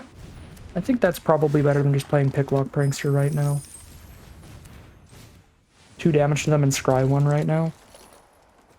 Let's do it. I guess I can actually do both. Or no, I can't do both because the whole point is I'm holding up Disdainful Stroke. So I have to play the island to hold up Disdainful Stroke. Cool. Alright, scry 1. Heartflame Slash is certainly a draw. And then there's the land for Disdainful Stroke.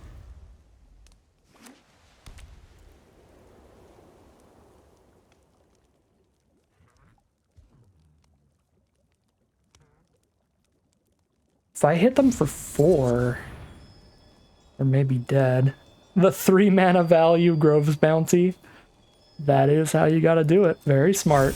Well played from our opponent. Sentinel, oh, and Prankster goes to the bottom of our deck. And our graveyard is exiled?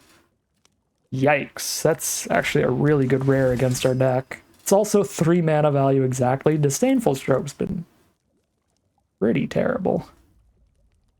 I guess we would have been just like super dead right now if I didn't have a revealed Disdainful Stroke. Because they could have ottered for a million. But I guess the otter goes back to their hand too. Wow, this might be the best Sentinel of Lost lore I've ever seen. Coming back to haunt us for not playing green. I mean, I know I'm drawing into the slash. Do I go to 1? So that if they don't just play the otter, they die? I think I actually do, weirdly.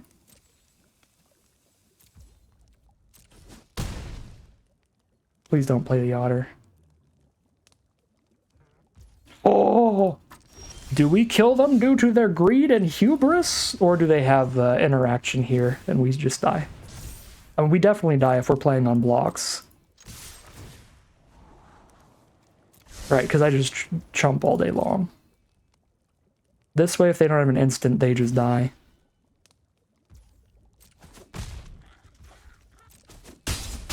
Oh!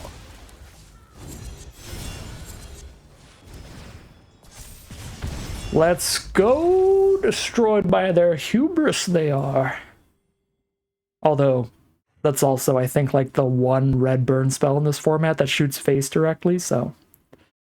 would be very difficult for them to play around that. That was a crazy game of Magic.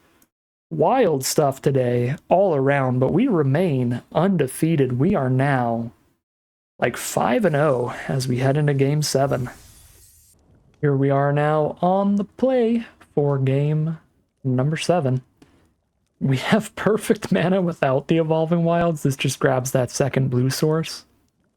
Yeah, we keep it, we turn to Ratcatcher and go from there. Let's do it.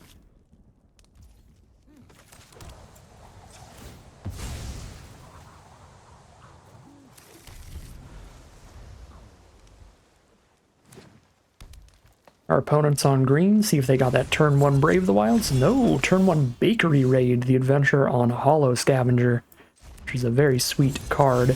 Attacks and blocks, threatening to be a 5/4 just by sacrificing 1 food, so really hard to attack into that or to block it.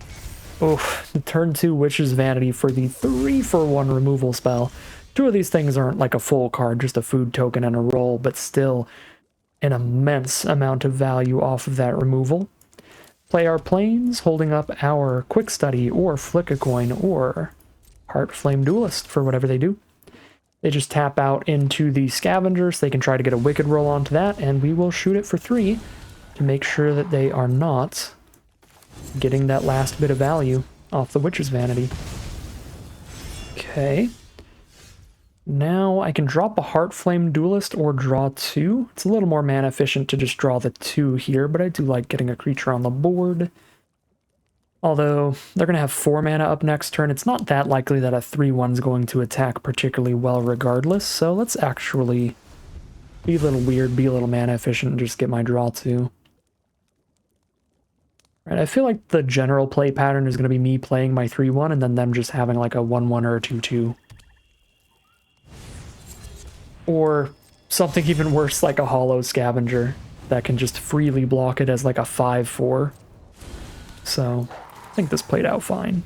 We'll just get our draw 2 here. And there's the Firebolt to clear out the Scavenger. Also have a Catapult to play, but I don't have the mana to play the Catapult and the Firebolt. I could, if I want to get a bit greedy here and get the life gain off the Firebolt, the untap off the Catapult, could just tap out for Catapult Duelist. I think that's actually fine, right? Because we just take an extra 5 to do that. Sure, it gives them some time to blow these up, but they could blow these up even if I held mana up alongside them. I don't have a counterspell. So I think this is fine. We'll take a big hit from a Scavenger for a turn, but then we'll get better use out of our burn spells with 2 cards that make them better on board. The Catapult gives them extra damage, the Duelist lets them a lifelink.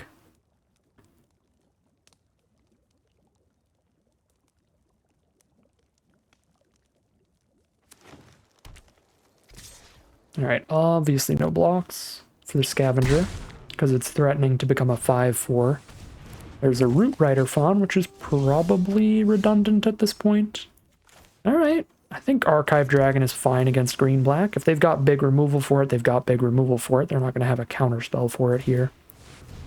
We just resolve the Dargon.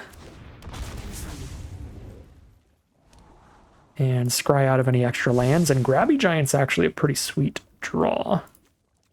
Was that a mountain? It was a mountain, okay. That might have been actually a little useful with all these red cards. But obviously the quantity of lands is really not necessary at this point. Do I trade into Fawn? I think that's actually fine. Gets rid of any splashing from our opponent. We just trading into a combat trick instead. It's also fine. Ooh, not if it's an adventure. Okay, well that played as poorly as it could have. And forget about the combat trick adventures that are available in this set. Been a while since somebody has done one of them. It's been a lot of sorcery speed roll production off the adventures. Alright, that went horrifically bad. That was a very bad attack, because I wasn't thinking about potential werefoxes. If you account for how bad it is for us when they do have a werefox, it's not worth making that attack on the off chance that they don't. Because werefox is a common. So, yeah, I think that was not the line. But I just kind of forgot about that aspect of the format and that card's existence as a whole. I was too caught up with just, is a duelist for Fawn trade fine?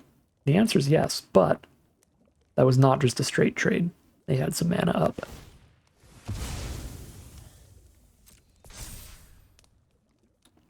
You're just going for big damage here. Sack of food to hit for 5. Drop a werefox. Hello, werefox. Welcome. And I guess they just try to outrace us here. Fair enough. They are at 20. 19 now, but still a lot of life. So I can do this. Can get my treasure to untap the catapult. Can jam in for 4 with the Archive Dragon and still have a 0/4 up. To block the Fawn at least. 1 black mana up from our opponent. Actually 2 mana up total, but Firebolt should still basically kill anything. I guess if they have Titanic Growth, the Firebolt will not kill. Do I Firebolt right now? Wait till their turn. If their last card in hand is like Titanic Growth for +4/+4, it's going to be a lot worse for me if I try to kill something during their turn, because then they save it and deal a bunch of extra damage. But if it's like another roll token, or they draw into another creature or something, it's better to wait till their turn to try to Firebolt.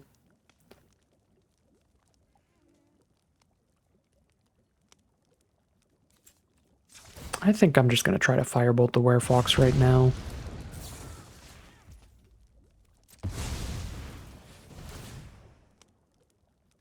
Because now if their last card is Titanic Growth, then they have to use it defensively so they don't hit me for an extra 4 here or anything. Playing against black, they could make me discard 1 card. I'm going to be holding an extra land from this point on. In case they hit that Hopeless Nightmare stuff. Okay, if they don't find removal for Archive Dragon, we have a game plan. If they blow up our Archive Dragon, we are losing.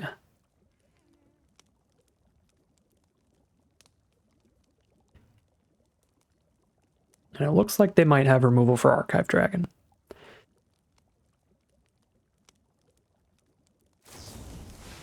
They certainly do. Okay, so we are currently losing. Not dramatically. We could definitely draw into a better hand, but with Grabby Giant and Flick a Coin in hand, we're not that far behind. We're just like a tiny bit behind here.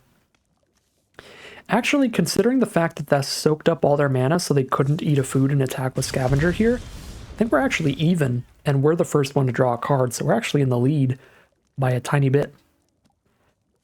Because now I can Grabby Giant, which threatens to trade into Scavenger on blocks, and Catapult just keeps blocking Fawn forever while pinging them. Yep. It's like a little unfortunate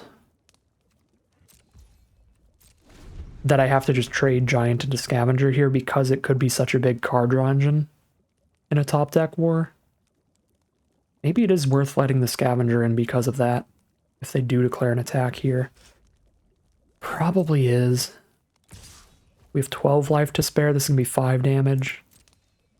Yeah, I think we let it hit us one time here so that I can draw a little bit off Grabby Giant. Just poke for 3. Don't need a food. Oh yeah, save it for when they're in combat. Sure. Minstrosity is the play, and we have found a perfect target for Flick a Coin. We love to see that. Love to see that. Now I think we're actually farther ahead because we found such a good target for the Flick a Coin. We're now, like, really far ahead. And another Firebolt. Take that over Quick Study? I think I do, to just clear the Scavenger out of here. Oh yeah. We are, like, really in a lead now. Really, really winning. So I flicked the Monstrosity. The Minstrosity, sorry.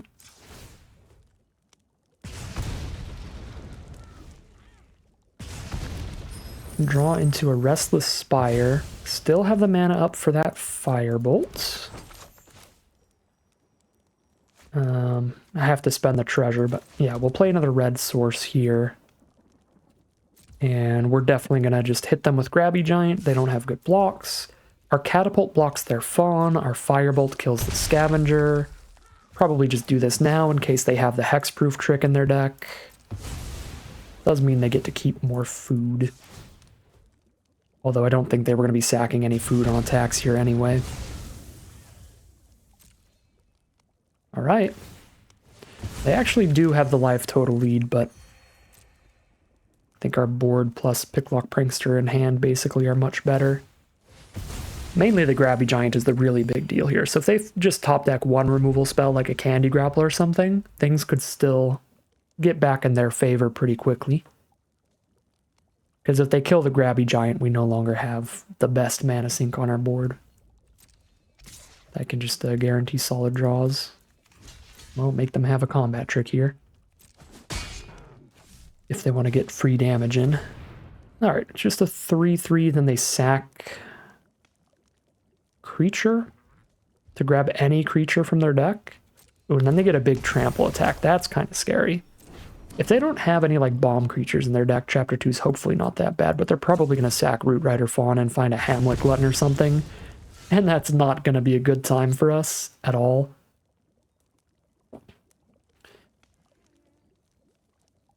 Yeah, and then Chapter 3 is going to be a complete disaster. And now they have a 3/3, so I can't scry off of Restless Spire. Okay, there's a lot of things that make this Huntsman's Redemption very nice in this position. I think I have to just chill for a turn then. Drop these two and then Grabby Giant away the treasure.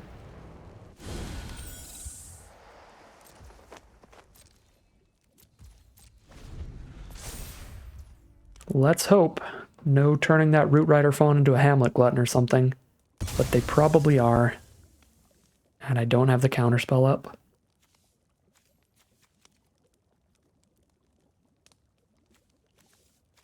I guess I could have just like dumped all my mana into desperately seeking out a counterspell in my top 2. Had enough mana to spend 6 and still hold up 2 for either of my counterspells. High Fey Negotiator, that is indeed disgusting here. It's basically the flying Hamlet Glutton, which makes it a little scarier in terms of evasive threats. Because it's going to get the +2/+2 trample next turn anyway. And it gains them more life. Well, it gains them the same amount of life, it just shoots us for 3 as well.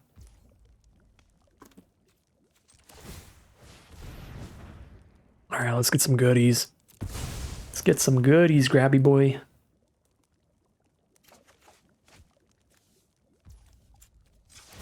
Ping for 1.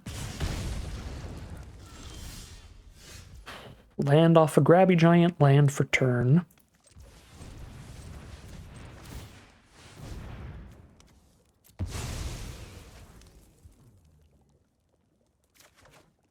Threadbind, that certainly classifies as a goodie. Now we can kill the High Fae Negotiator after it declares an attack before we take any damage from it. Because they're going to give the board +2/+2 trample, so they're almost definitely declaring an attack with it next turn. I have no good attacks here into the 3/5 body, so we pass.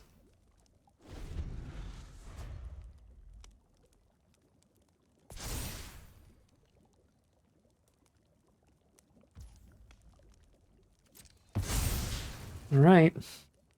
Big trample damage being threatened here.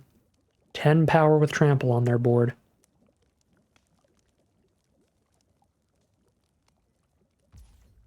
Dang, I'm gonna have to just take some damage from the dork on the ground here.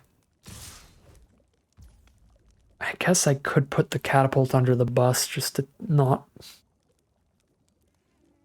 take so much damage. Or just give up on Grabby Giant at this point. 13 cards left. Grabby Giant Prankster, they only kill one of the two. Or Grabby Giant Thief, they only kill one of the two. Actually is probably fine. I still draw one last card off the Grabby Giant. Going to 1 is so threatening here. There's so many different combat tricks they could have that would just kill us, like the monster roll and stuff.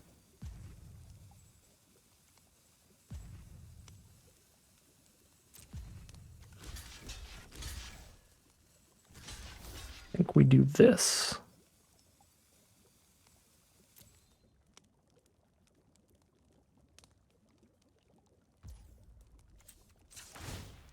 They're cool with it on board, so hopefully that means no interaction here to ruin this, but we'll find out. If it's the hexproof trick, they wouldn't cast the hexproof trick proactively there, so it could be that. But it is not. No hexproof trick for them means this actually ends up very solid for me, I think.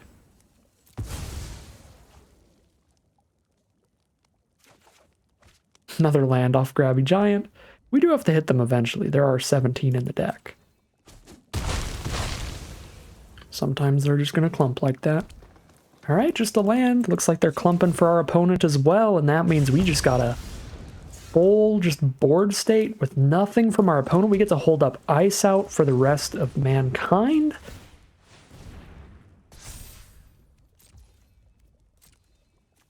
Just for the next several centuries. Eons. I'll take a Diminisher Witch against a green deck. If they do hit a Hamlet Glutton or something, that'll let us turn it into a 1/1 by sacking our Unruly Catapult. Obviously not, like, free to do that, but certainly going to be worth it if they resolve a 6/6 of some kind. And they just hit another land. They've still got a food token, so they're not quite dead yet, but they're very close. And we have an Ice Out against literally anything.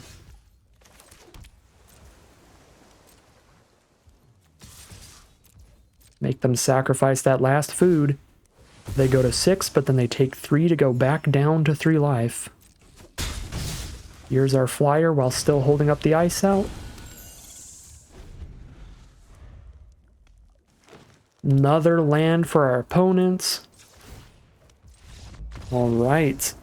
Pretty bad flood for our opponent in the end, but thanks to the Ice Out plus Diminisher Witch backup plan there, I think it wouldn't really have mattered too much if they hit decent cards those last few turns.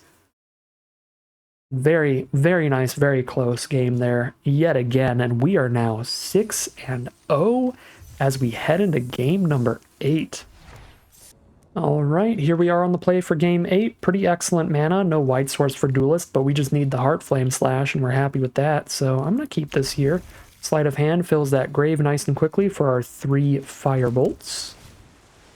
See what we get. Find an Unruly Catapult or a Threadbind. Without the White Source right now, I think I take the Catapult. But it's kind of close, because Threadbind is so good when we do find the White Source. But again, without that guarantee, let's just get the Catapult that we know we can resolve and use to try to be our main win condition as we have been doing. Ooh, hatching plans. No! Found the white source, and it does look like the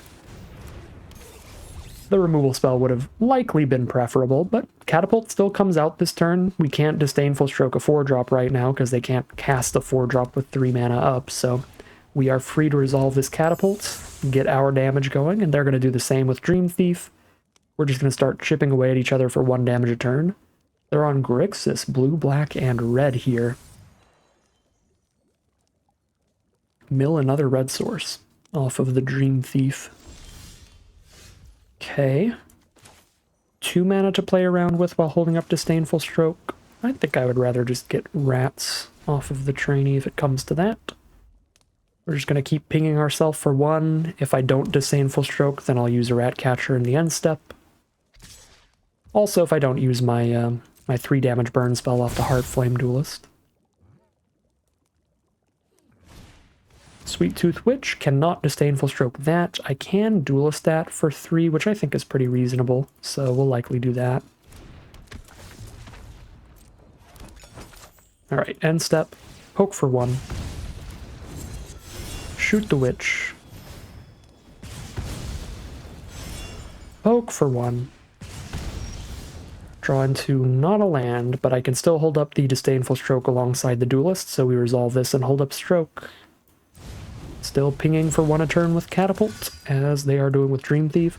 Our Catapult is winning this race a little bit, because it's 1 a turn minimum. Anytime we're casting spells, it's hitting a little harder, but they've got food and we don't. So I think it all balances out pretty even in terms of our speed of damaging each other.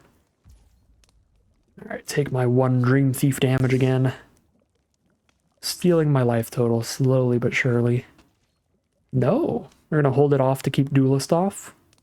Alright. Fair enough. Luna's Gatekeeper, which I cannot counter with Disdainful Stroke. I mean, I can counter the Gatekeeper itself. I can't counter the entry denied adventure there. Now we really cross our fingers for land 5s that I can play Catapult and hold up Disdainful Stroke. It's going to be quite awkward if we don't find it. Come on, perfectly timed as all things should be. Oh, I mean, it's land 5. It is land 5.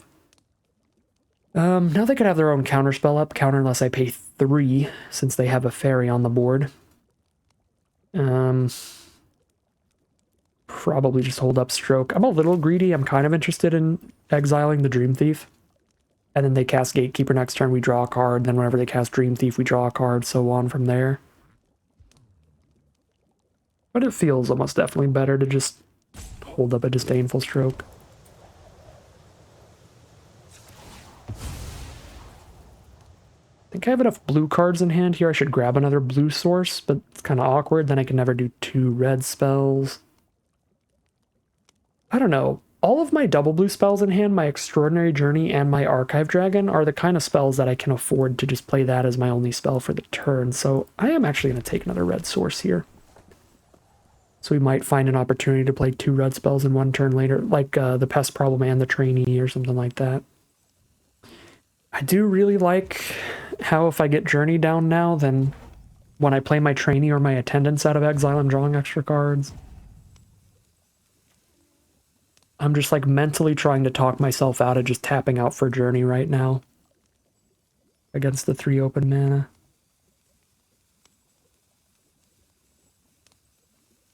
Yeah, no, we just hold up the counter. Do I just play a 2-1 then? Yeah, a 2-1 First Striker is pretty reasonable on this board. Let's play that and hold up the Stroke.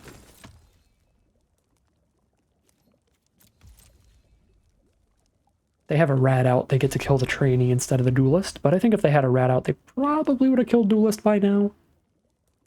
Their mana has been soaked up on other stuff, so I don't know for sure, but probably.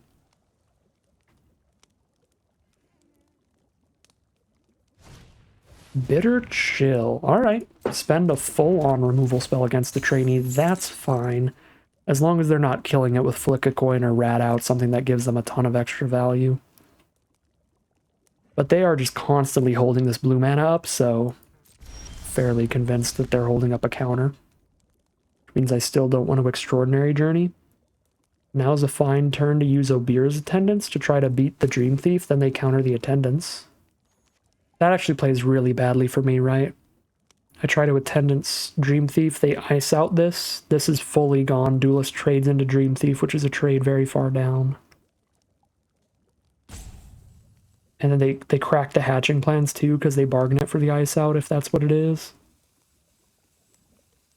So I suppose it might be better to just play Catapult than hold up the Stroke. Because we're trying not to tap out for Journey or Dragon as our big spells. Right, and if they counter Desperate Parry, they counter the full 3/4 flyer as well, which is super, super bad. So sure, we just play a Catapult and hold up a Stroke. If they ice this out, which I think if they have an ice out, they just should at this point because of the hatching plans. But if they do that, then we can resolve these two. So that makes me think they're more likely on Spell Stutter than Ice Out. Because again, with the hatching plans on board, if they have the counter spell Bargain Away a Permanent thing, I think they would want to use that against any just half-decent spell. And Catapult is super decent. Right? They need to get that draw 3 out of this with their bargain spells. So unless they have like another bargain spell in hand, and they just really want that counter spell to counter something good. Makes me feel like we're playing around a Spell Stutter here, which is counter unless I pay 3. So we can still just keep hanging out. Let's just play a Boundary Lands Ranger. Ranger, not Rager. Actually, no, we can try to do the Attendance thing. And this is where we find out for sure. If they've just been holding on to an ice out, they've been very Wario level greed, but that just makes them my Magic playing cousin. They're the Waluigi to my Wario here. Because honestly, I'm a very greedy player too, so I probably would have done similar. Let's see what happens. If it's Spell Stutter, they don't get us here. If it's Ice Out, they do, but I would have expected them to hit Catapult if it was Ice Out. You just kind of gotta pop that hatching plans with whatever bargain you have. Taken by Nightmares, okay. What else, though? Do I Disdainful Stroke this? Then I don't stroke the 6/5, but I have a lot of removal spells I can kill a 6/5. I don't think I stroke this. I can't stroke... I mean, if I stroke this, they could Spell Stutter now. Spell Stutter the Stroke. And then that's out of the way, and now we can play whatever we want. Actually, I'm going to do this, not because I really want the Catapult that badly, but because I think that they're on Spell Stutter. And this can get the Spell Stutter out of here. Ooh, my Disdainful Stroke has lifelink. Look at that. That's beautiful.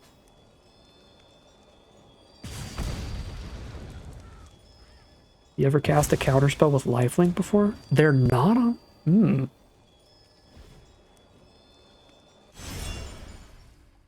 Oh, wait a sec. I'm a doofus. If they were on Spell Stutter, they could have used that opportunity to then counter the Attendants. Because I tapped out of the Spell Stutter mana by playing the Stroke. Okay, the best play there was to stop playing things. But I guess they're on 0 counterspells. So it all works out fine, right? Looks like it all works out fine. I'm not going to play around the discard 2. If they have the discard 2, they have the discard 2. That card's not that popular. Alright. I don't know what's going on. I was pretty certain they had a counter. But they just cast nothing. Alright, into the Fey Court is the play this turn. Draw 3, get a 1/1. There's a blue source up again. So if they have a Spell Stutter, if they've drawn one off of Into the Fey Court, it is counter unless I pay 3. Probably just resolve the Archive Dragon at this point. Keep the pressure on their life total. Ooh, there's the bargain for the hatching plan. So now they have 5,000 cards to choose from.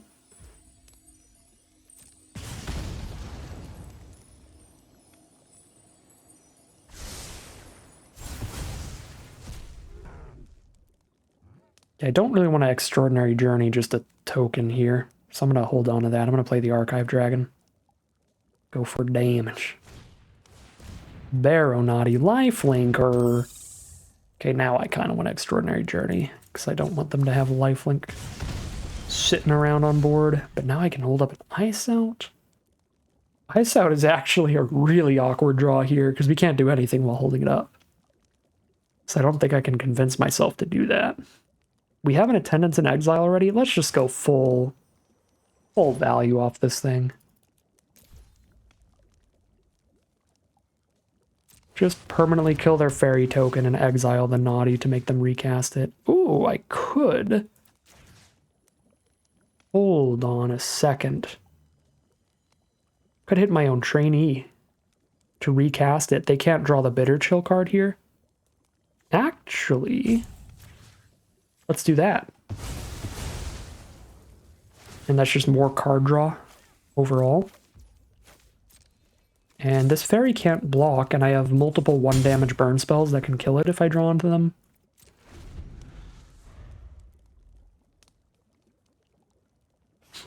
And we're going to be drawing cards galore off of this Extraordinary Journey. They are not on green or white, so they shouldn't be able to blow up the journey, but there is a common removal spell in black in this format that can destroy target enchantment, because that is the state of the color wheel now. Where black gets enchantment removal, which is super weird and never would have happened like 5 years ago or any time before that. Okay, so 3 damage to catapult. Just gonna throw Torch the Tower plus flick a coin at the catapult. I'm not gonna act like that's an incredible deal for us, but that's not that bad. I think that's pretty fair. That is a legitimately bad deal for us. Alright, don't like that. It's a Frolicking Familiar, but at least we draw a card when they play that. We only draw 1 card per turn, though, so they can play Familiar and Baronati this turn to get around that, but they do not. They go for the Gatekeeper.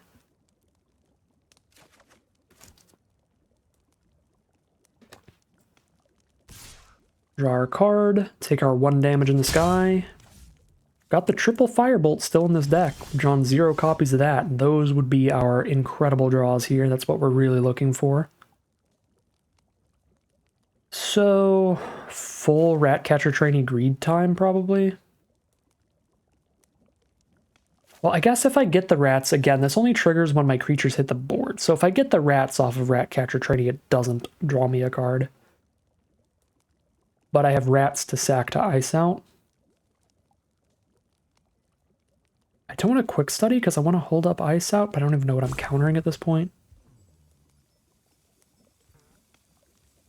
Just play my flyer while they're at 11. Honestly, pretty reasonable too. Just try to scry into the burn, sure. We're at 18, we can take the 7 damage swing next turn. And this is going to soak up a lot of their mana if they want to kill it because of the ward 2. Alright, I'm just digging for the triple Firebolt. To the point I even think I discard Redcap Thief. There we go, there's one of them. Golden.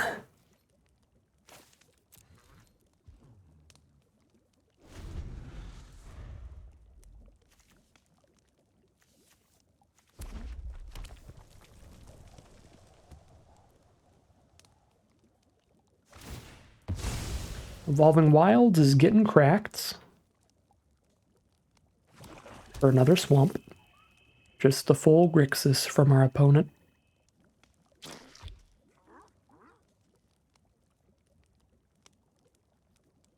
Just tap out on Archive Dragon. Probably not like tapping out, but spend a lot of mana to kill it. Ooh, Stopgap, I see. Put it back to our hand, so it costs less. But still, they only have 3 mana up after doing that. So it still cost a lot for them. And we still have the dragon in the future. But I will be taking 7. At least I can hit them on the crackback. They play something, I can kill it with Firebolt if I want. Probably have to save Firebolt for... Oh, they don't play anything. Concerning. Okay, I think I have to keep Firebolt for the Gatekeeper.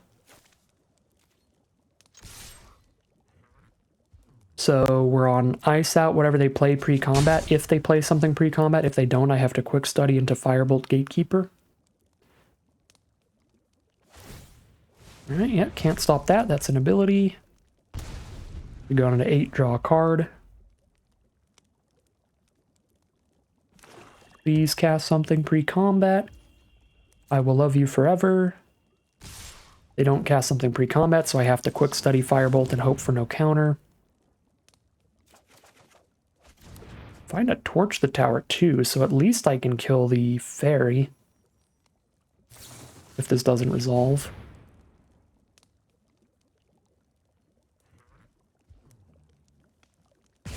It resolves. Excellent stuff. So we're just down to 10. I'm going to save this Torch the Tower for the Barrow Naughty. Much better card to kill. We just need to get a Pest token out from Ratcatcher Trainee. Alright, 3/4 flyer. That's not as manageable.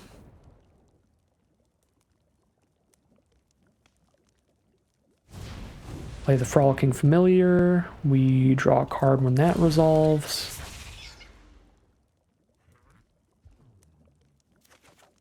Find a Diminisher Witch for the Attendants. Beautiful draw. They're just going to pass to our turn here. So holding up an instant to buff the Familiar if I try to torch it here. Yeah, I don't think I can try to torch Familiar into 3 open mana when they could have just played a Barrow Naughty. They have something to do with their mana there. Okay. So, we definitely need to start a Pest problem here, so that I have the bargain fodder for our other 2 spells. And then we need to bargain with the Diminisher Witch to make the Attendants a 1/1. I think I have to tap out of Ice Out, awkwardly, because I need to Diminisher Witch and Torch the Tower this turn. I think.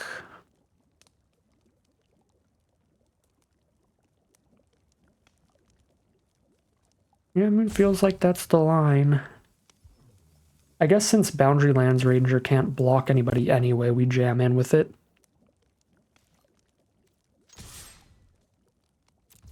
See if we turn the Cursed roll into just flat out killing the Attendants. And if we can make it so it's harder for the Frolicking Familiar to survive a Torch the Tower. Okay, so now we Diminisher Witch, sack a Pest, fully kill Obir's Attendants. And then Torch the Tower, sack a Rat, kill Familiar. Let's try one.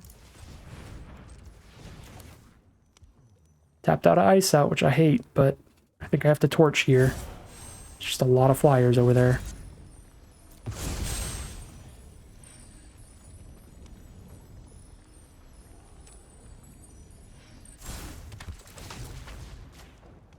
So Attendants dies. Cool.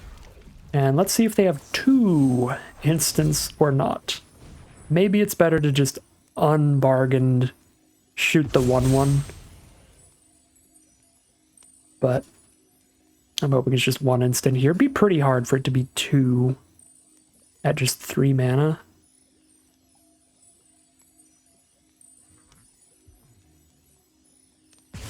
Okay, so that's dead, and we find Flick a Coin for the 1/1.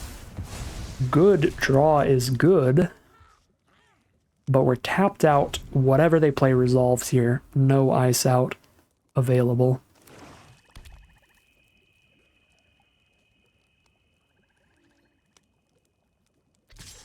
Okay, get poked for 1, and we are down to 9 life. Much like a cat. And there's the Barrow Naughty. Draws us a card. We hit the Flick a Coin. Ooh, Frolicking Familiar too. So we just have multiple ways to clear out this 1/1. I mean, this Barrow Naughty is obviously pretty horrible for us. We need to try to block that with a 3/4 flyer.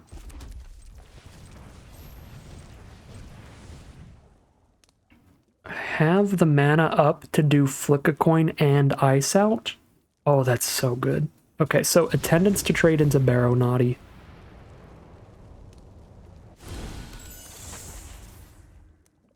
Flick a Coin can kill their 1/1 and give me the treasure I need to ice out another spell of theirs. I've got a Threadbind click for the future. Yeah, so whenever they cast something that's trying to kill Attendance, then we respond by flicking their 1/1 and then ice out with the treasure. I think that's the play. I guess I could instead, so I don't have to bargain away the Extraordinary Journey. I can just blow off Steam the 1/1 and hold up ice out. That's probably better. Flick a Coin. My face. I think because I have an ice out, I just let that resolve. I would be incredibly scared if I didn't have a counterspell here.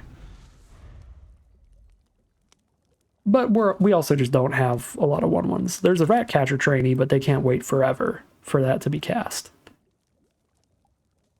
So they might just be cycling it here. Yeah, that's fair. They kind of have to just cycle it here. Okay, I'm talking myself down. A little less scared now. I do kind of over whatever it's called.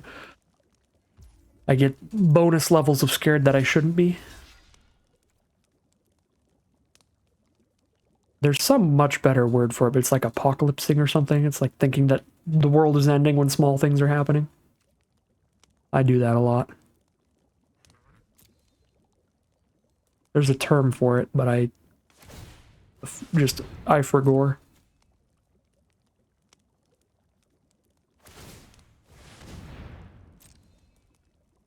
Alright.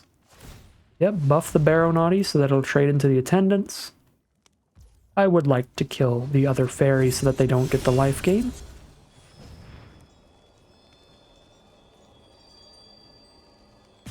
While still holding up an ice out.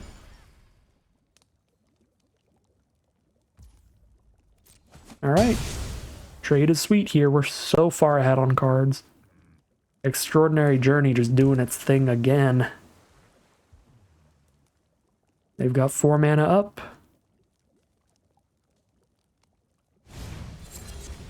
Whoa there, partner. I would rather you not resolve one of the best bombs in the format. So we'll ice it out. And not quite GG. I can put them to 1. But I think we're good. We just kind of get there. Drop the dragon, scry into whatever we want off of the Flick a Coin. Sure, I'll take another flyer. I should have Evolving Wilds first, but them's the breaks. That's life right there.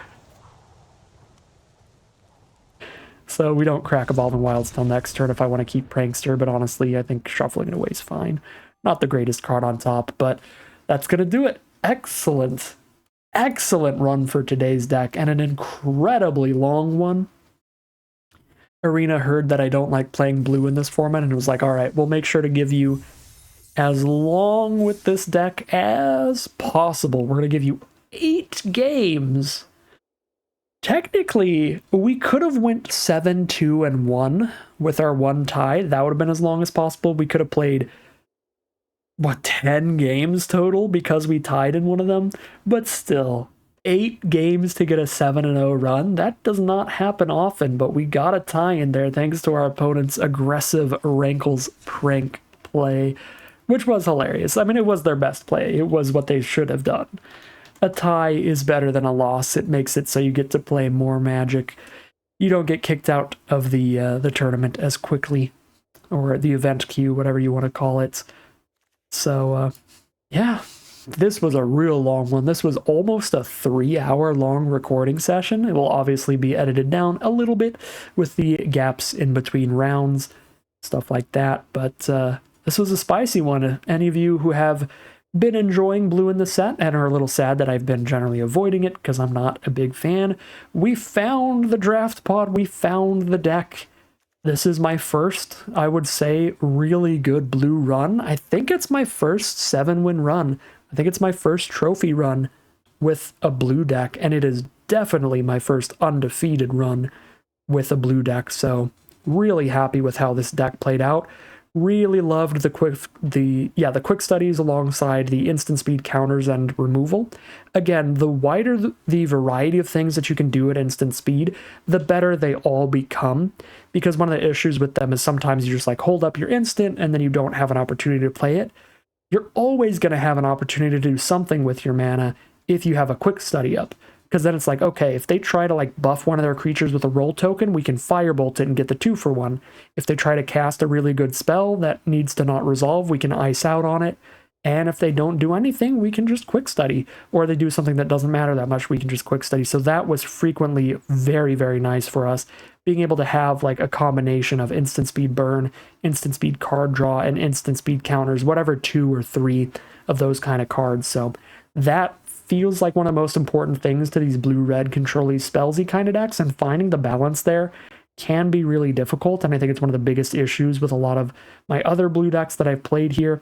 We've got incredible card advantage going here with double quick study, and Extraordinary Journey was just a bomb in this deck with the amount of adventures that we have, because just by having a bunch of cards with adventures, you're already randomly getting a lot of 2-for-1s because you're blowing up a creature and also playing another creature of your own off of one spell.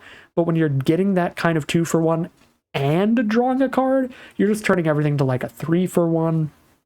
Extraordinary Journey was fantastic, and really everything about this deck as a whole was a huge overperformer. So nice to see the first blue deck that I've had pop off just really, really pop off. It was a pretty fun, pretty sweet one there. So we are going to get the full prizes out of this event, and we're going to shoot our way up like 600 ranks. We were at 1,000 something. Now we're 428 in terms of top mythic, which is awesome. I think that's a pretty great place to be, to just sit on that rank here. For those who don't know the way that mythic ranks work, if you want to get really, really competitive and try to fight on that ranked queue, if you are top, my apologies, if you are top 250 mythic in a month, then you will automatically get entry into the next month's qualifier weekend event for free.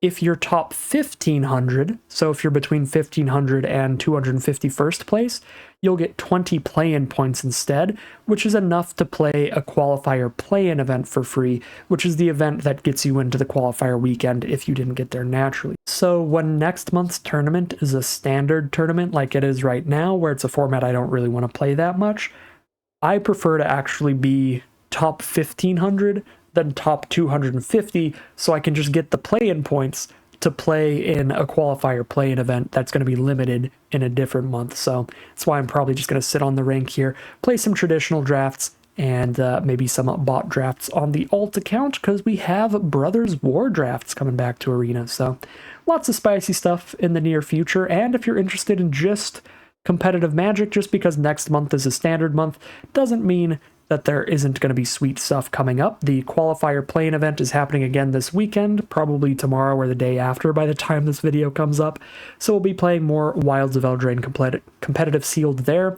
And there is an Arena Open event at the end of October.